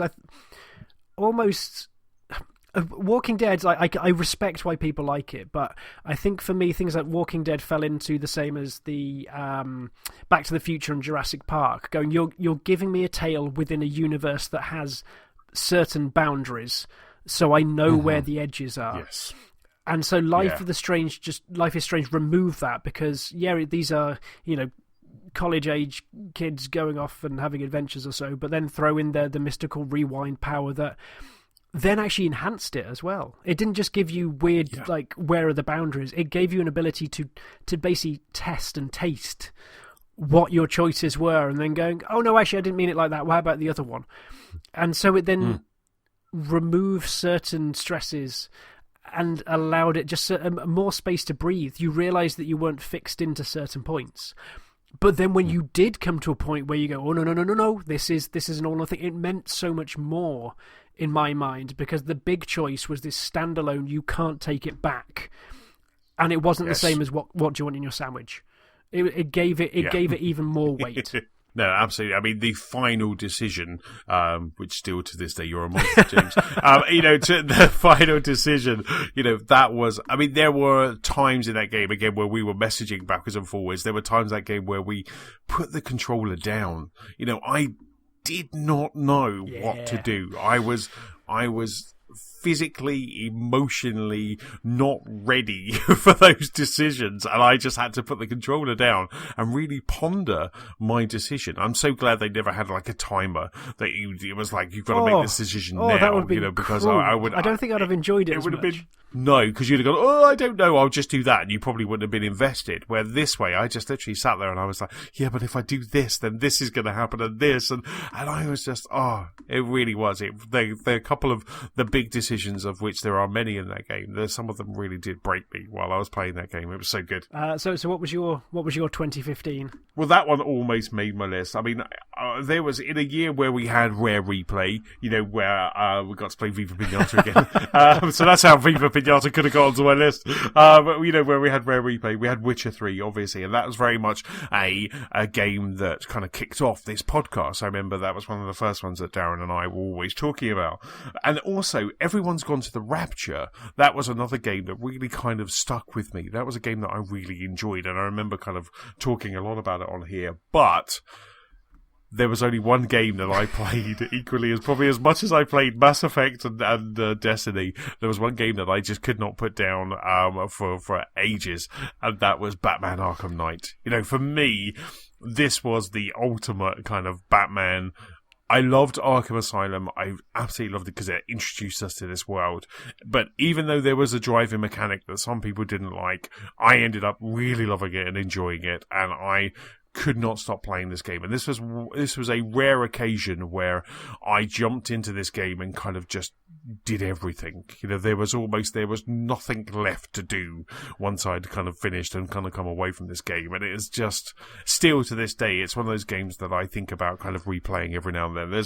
There's another game on my list that we'll get to in a couple of years that I think about replaying regularly, but Batman Arkham Knight is definitely one. And it came into Game Pass recently, and I was like, I just want to jump in and just play. But I played the main game, went through all of the challenges, played the DLC, did all of that, and just absolutely just enjoyed every single moment of that Batman game. And I remember kind of jumping in the pod week after week. It would be like, so what have you been playing? I'm like, Batman?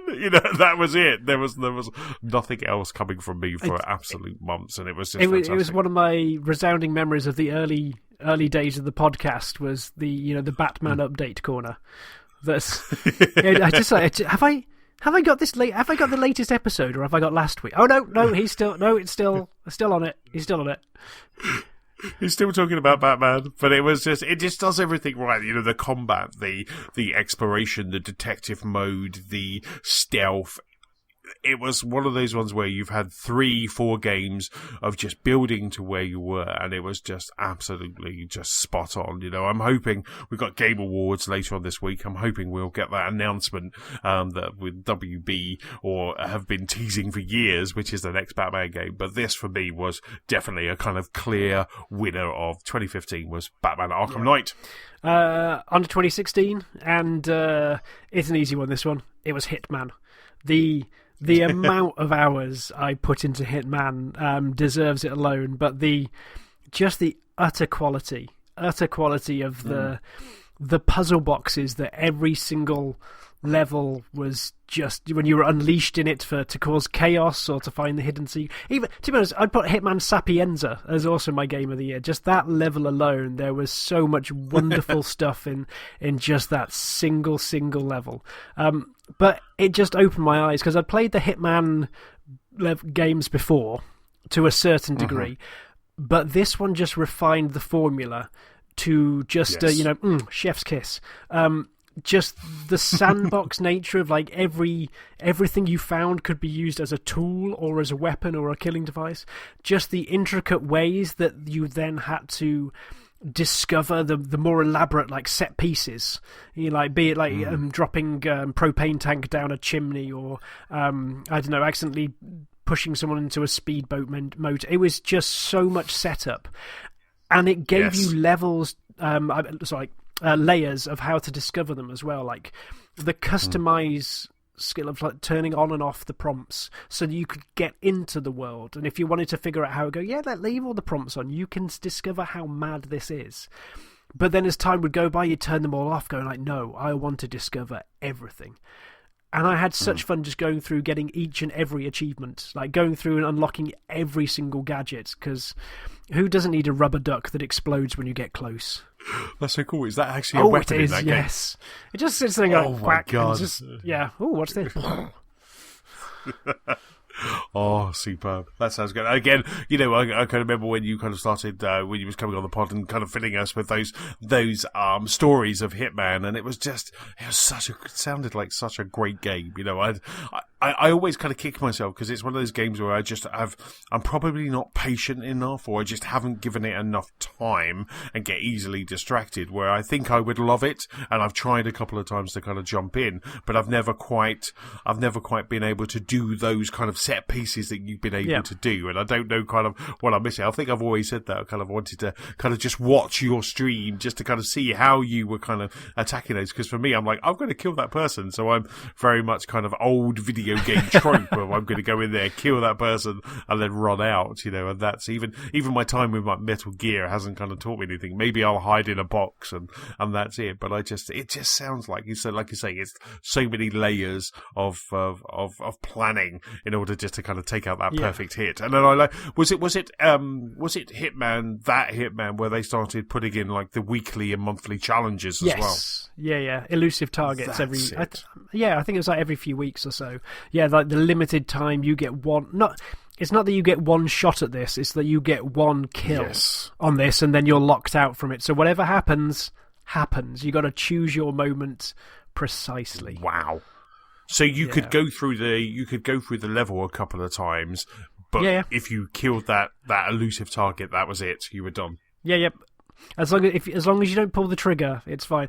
But equally, as I happened on at least one occasion where someone accidentally dies because of almost like a Rube Goldberg machine of unfortunate circumstances, and you just watch it as an explosion just ripples round, and then they get caught in the crossfire, and I didn't mean it to happen, but at least they couldn't trace it back to you. Yeah, you're like, no, you're not supposed to die right now. Yeah. I've got a big anvil that I want to drop on your head first. I mean, for me, 2016 was all about Forza Horizon 3. So Forza Horizon 3, that really did just kind of open... Again, it's kind of what you were saying about kind of Hitman. It's that this wasn't the first Forza Horizon, but this was the one where they had refined it. There was something about the Outback. There was something about all of us jumping online and playing it. It was the start of the Lost Spark Forza Club, Car Club. And there were some nights where we were jumping in with people from the pod, and it really was a case of gameplay, car mechanics, but also community and friends all just kind of jumping on at one time. And I just remember just kind of, I could not get enough of Forza Horizon 3. And they have since improved with Forza Horizon 4. But for me, in 2016, there was something that was just fantastic. And then, of course, we had the Hot Wheels expansion as well, which was just mind-blowing when that happened. But yeah, for me, 2016 for me was all about Forza Horizon. Yeah, it did capture that you're just racing, but you're also catching up. Yes. Just the be it just a normal race, or be it the zombie modes and things like that, they added to the side of it as well. That was it was the start of something of just a kick back and catch up and chill, but then also make sure Chesson's at the back of the pack as we cross the finish line. And it really was. It was just like, I remember that was there was nights where, we would go to bed really late and you'd be hoarse from just screaming, and it was just so much fun. And it was just, and with Forza Horizon 3, like I say, you got the Hot Wheels expansion, we got when the X came out, which I know was a couple of years later, or a year later, we got that enhancement. So we really did kind of go through a cycle with Forza Horizon. But as I say, jumping in with a group of listeners from the pod, with all you guys, like with a group of friends, just really just kind of just playing it. Like every night was like, does anyone want to jump in, or Fridays or Sunday, whenever we jumped in. It was similar to the Division as well. There were these moments where it was just so much fun, where you would just kind of come off and your face would hurt from laughing and you would be hoarse and you were like, that was just such a great game.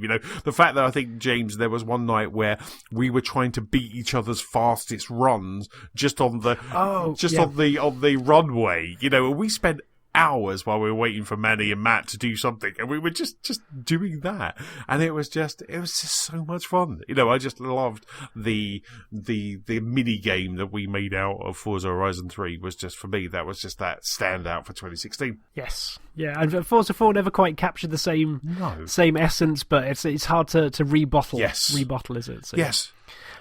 So 2017, it's weird going back through these years and actually figuring out how long ago these things happened. But 2017 was the launch of the Switch. It was indeed. And so we've both got Breath of the Wild down as our games of the year for that year. And Breath of the Wild has had umpteen platitudes put upon it, but it's just so nice. Yes. Like I think on so many levels. For me, part of the wonder was just the fact it stripped away that of Nintendo's obsession about putting tutorials in that are neither fun nor quick. And like you will sit in this and I will tell you why you need a sword and how you swing the sword. I won't let you swing the sword, but I will tell you how you can swing the sword. And it was just such a pun intended, breath of fresh air with it all. Like just that opening plateau level that was actually really quite large. But you didn't realise that was just a taster, just a tiny little microcosm of what was to come. But it just set you up so well and gave you just these hints of all the different mechanics that the physics and the world would unlock in front of you. Absolutely. I remember, and I think one of the wonderful things about Breath of the Wild, because that's also my 2017 Game of the Year, was the fact that when you kind of, and it was interesting how we all played it differently as well, where we went first. Some people would come out, they would go left, and they would tackle maybe the Sand Guardian, where other people would go to the, we would all just go a different way. And I just found that just so interesting. It was just, I remember playing it on the train. I remember picking up my Switch, from Game and playing it on the train and just thinking, this is just, the first hour going into town, I was like, again, you're on that plateau, you go up to a tree, you shake a tree and you had a stick and your weapons just kept evolving and evolving. And it's something, and I was talking about it earlier, it's one of those games that I would love to go back and play again. And I've hovered over it so many times because there is a master mode or something like that in the game, which kind of takes you back to the start, strips you of everything, but it's a little bit harder. And I've been very tempted to jump back in again, because for me, this was just, there's something about Breath of the Wild that is just perfect on every single level. Whether it is those tombs, whether it is those, seeing one of those structures, seeing that red glow in the distance, knowing that there was a cave or whatever they were called. There was a cave, there was a tomb over there, and that all you wanted to do, no matter what you were doing, you're like, I'm on a mission to save the world. Oh, look, there's a tomb over there. And then you would just go because you've seen it in the distance glowing, maybe at night, and you've seen it in the distance and you just had to go just to do that puzzle. And I just absolutely loved that aspect of it. Yeah, you're right. There was just that sensation of marking things on your map, going like, I have just seen 6 of them and I I don't know which one to go to first. Yeah, it was glorious. And it was just so good, and just solving the puzzles as you're going through. Again, it was kind of very similar to all the other, when a bit like a Metroidvania, where you go with, like the first time I went to the Goron world, and I couldn't last for 5 seconds because I would just burst into flames, and then you kind of then go back, and then suddenly you start getting armor, or you've made a dish, because the cooking element was absolutely fantastic in this game, and you would then put together a recipe that would then give you heat resistance. So now you could go in there for a little while and be able to kind of handle that. And this game just continued building those moments like that. And every single Guardian was incredible. It was just absolutely just solving those puzzles was just a feat, and every single one of them, when you got through, felt like an end of the game boss. Every single one of them made you want to high five someone because you just finished it. It's because I've met someone today that hadn't played. Well, actually, was just about to start playing it, and I was almost envious of that position. Just discover all of it. Yes. So 2018's game of the year for me was Return of the Obra Dinn. Oh, yeah. I played this very late on in the year, but this puzzle game from the people who brought you Papers, Please, and was set on an old ship, but through a Game Boy filter. Initially, it struck me just from the sheer visuals of this is something I need to play, but Return of the Obra Dinn is a murder mystery on a grand scale. You have to find out the cause of death of the entire ship. I can't remember how many people are on the ship, but there's dozens of people that, through investigation, through looking through vignettes, through effectively time travelling through a magic compass, you have to piece together this mess of what happened. But it was one of the best co-op experiences I've had. Ali and I played that together, and we'd sit and look at a vignette and then take notes about who was there and what they looked like. And it got to a point where we solved one murder mystery because of the colour. Well, no, you can't say colour because it was basically monochrome, but due to the stylings of someone's sock and shoe. And just the detail they put into this game to make sure that you could hammer through it if you wanted to and just fudge it with enough random choices, but it really rewarded you taking note of going through with a fine-tooth comb and just looking at the details within it. So I absolutely loved Obra Dinn, and it was just so different to anything else I'd played that year. In fact, for several years around it as well. I think it's a superb game. Oh, that's fantastic. I mean, I remember you talking about that when last year when you were going through that one, because I think it came out like October, kind of late in the year. I remember you talking about that, and I was just thinking,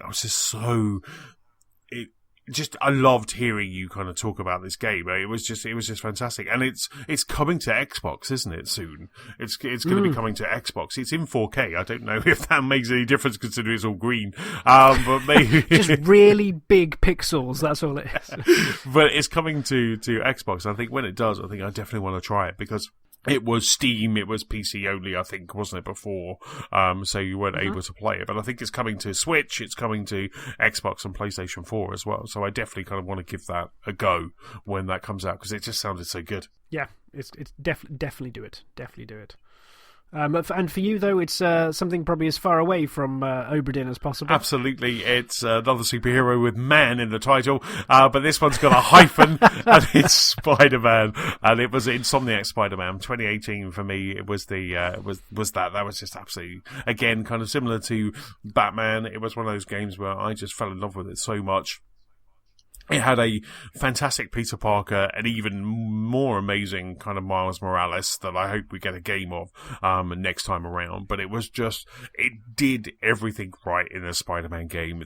Just swinging through Manhattan, jumping onto a water tower, there was nothing more satisfying than that. And it just was stunning. I mean, you guys it was kind of almost the dawn of my kind of photo mode obsession, and, and when I've forgotten that. And when suddenly I got blocked from social media and things like that, because it was every corner you would swing around a building and you would just hit a vista that was just absolutely gorgeous. So the platforming, the swinging, the combat, all of the kind of special moves, it just continued to get better and better and did not disappoint even towards the end. You know, the game finished on a high, left you wanting more. The DLC was fantastic.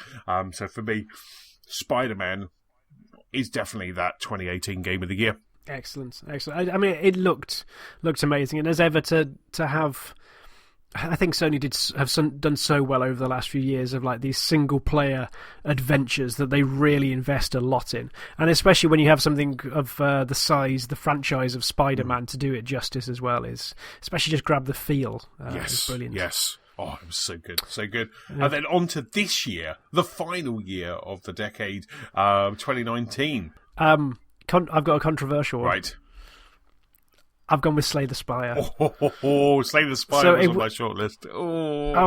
It was honestly a tough call between Luigi's Mansion 3 and Slay the Spire, right. And I think Luigi's Mansion really pushed it because it was just so much pure fun and variety. Yes. But the depths I sunk to with my obsession for Slay the Spire off multiple platforms, and just I love the mechanic of it. Yes. I've enjoyed deck building games in real life, like actual board games and card games that I've got, and this just then layered it with different routes you could go down, and then the random nature and just the challenge. And for me, it was a roguelike as well that was pitched just about right in terms of the length of time that you have to spend with it before restarting. Like to Dead Cells from the previous year. Yes. I really liked the principle of Dead Cells, but when you could get like a 2-hour run and then die, that was just like, I don't want to play you.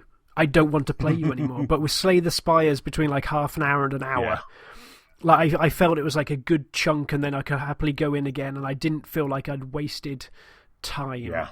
But yeah, so Slay the Spire for me, just pipping Luigi's Mansion 3. Oh my god, that is... Yeah, I mean, Slay the Spire, as I say, Slay the Spire made my shortlist. It made my shortlist along with Star Wars Jedi Fallen Order, because there was something that was amazing on the Switch. The Slay the Spire just works so well on the Switch, you know, on the go.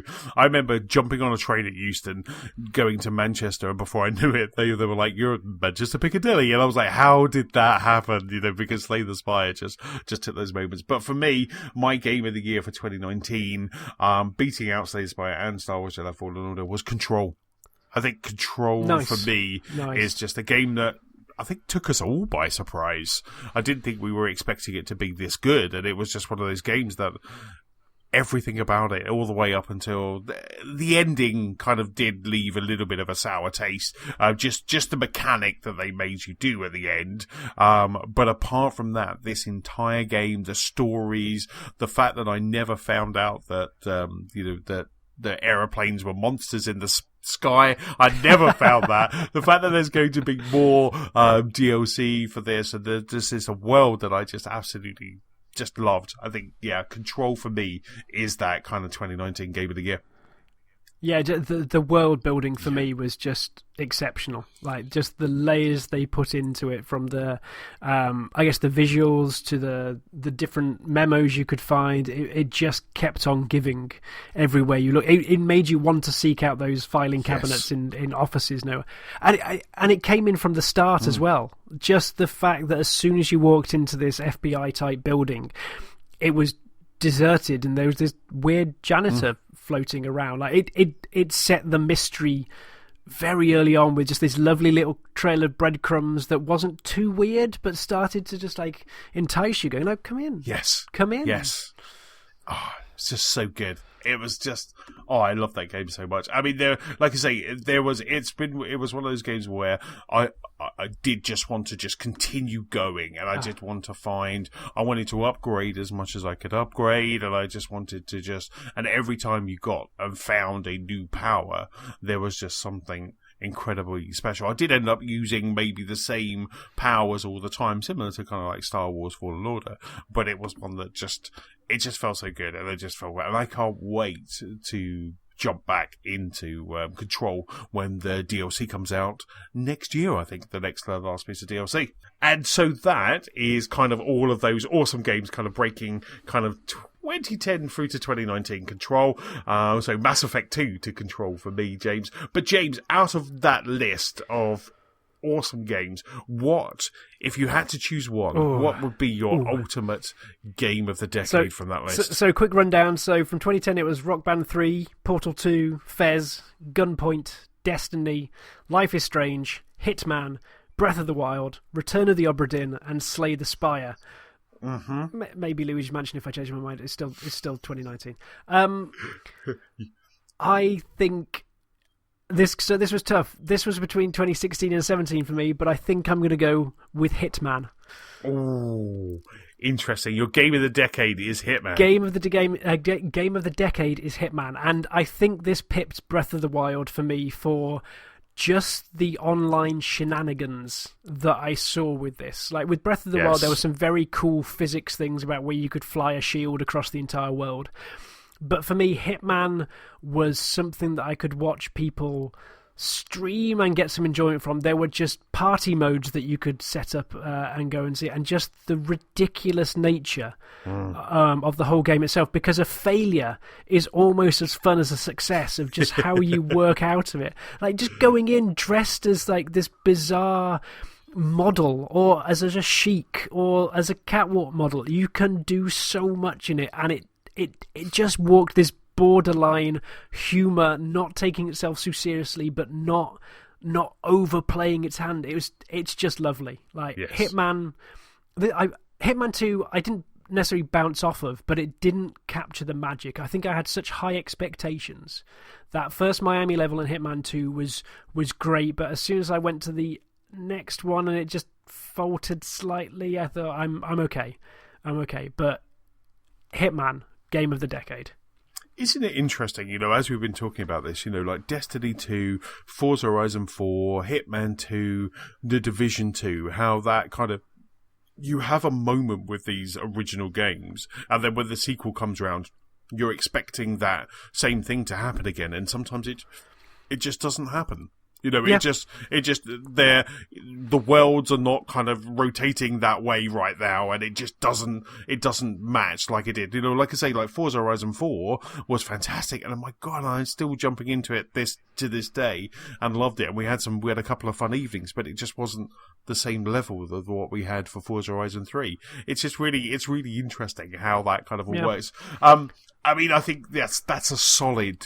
The amount of enjoyment I saw that you had with it, and the amount of enjoyment I had listening to you, kind of when you were doing it, I think it's easy to say that's a really good, solid game of the decade for James. For me, my rundown was Mass Effect 2, Portal 2, The Walking Dead, Last of Us, Destiny, Batman: Arkham Knight, Forza Horizon 3, Zelda: Breath of the Wild, Spider-Man, and Control.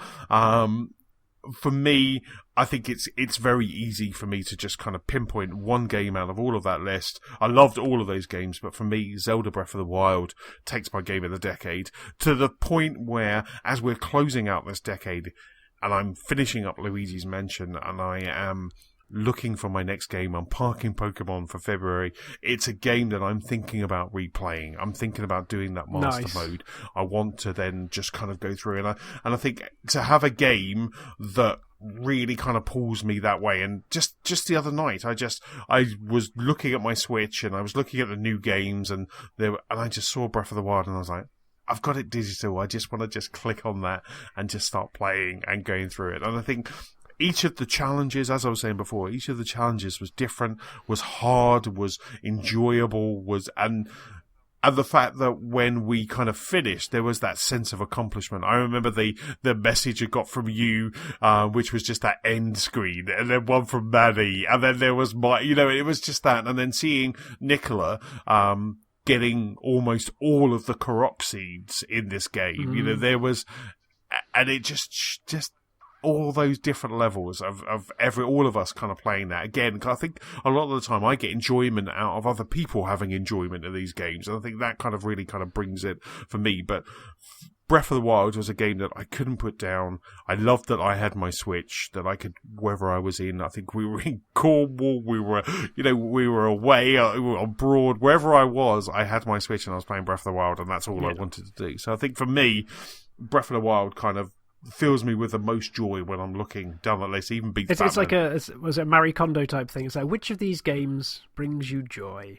And for it to be so close at the end as well. But yeah, Breath of the Wild is an absolutely astounding piece of work, and I think partly because it does subvert 20 plus years of gaming Zelda before it, and then just reinvents it to a point, just refreshes it possibly even more. It keeps some things the same, but then brings it and presents it in such a new way.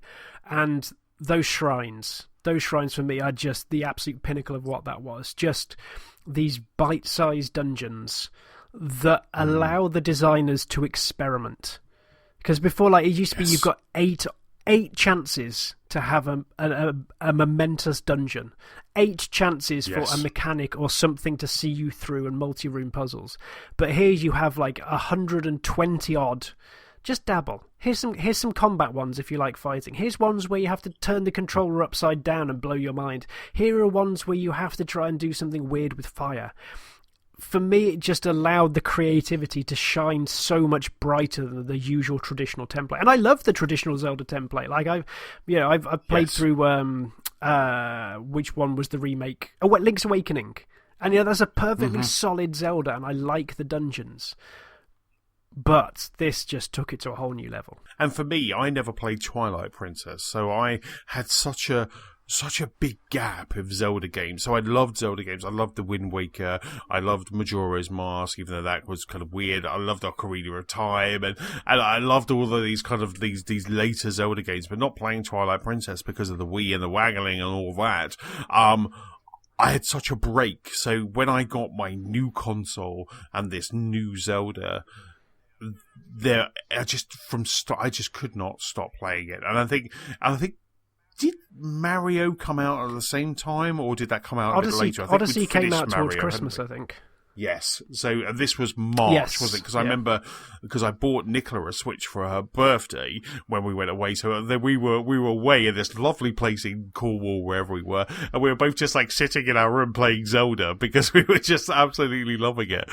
So it was oh God, it was just so good. And like I say, and the DLC that's come out, that's also has been good fun. There's been extra stuff that's been added to it. But that was, for me, that's video gaming of the last decade.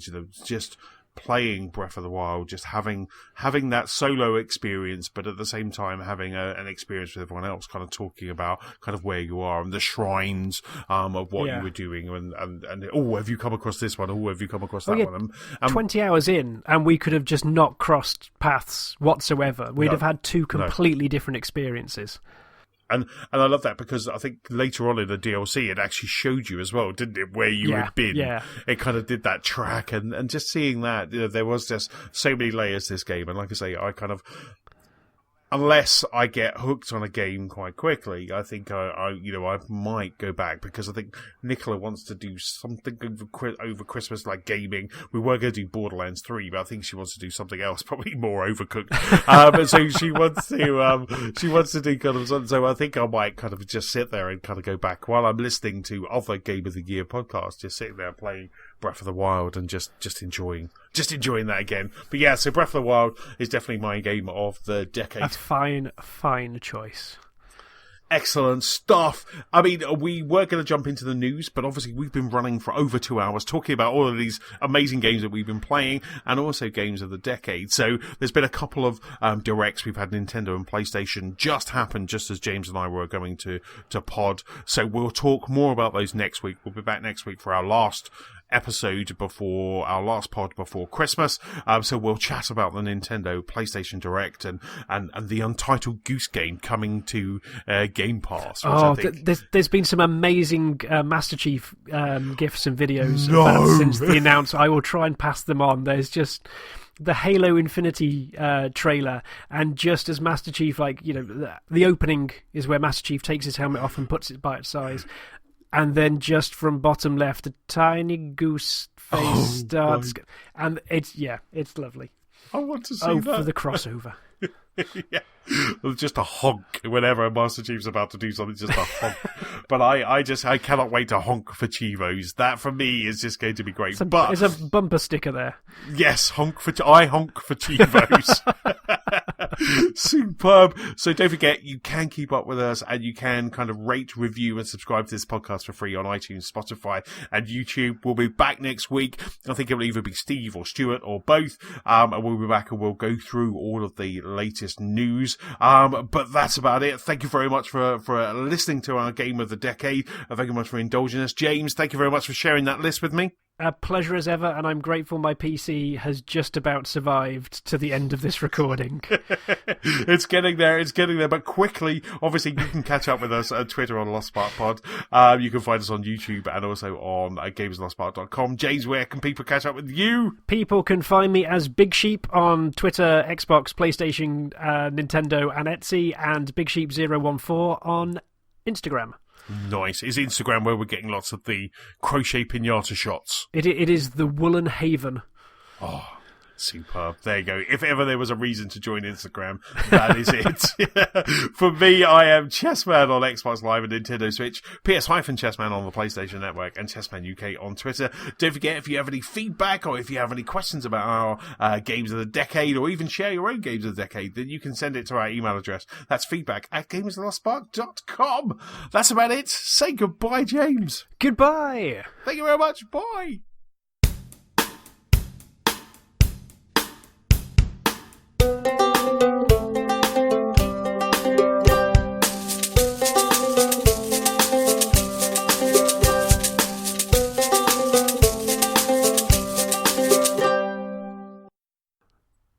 That was a lot of games.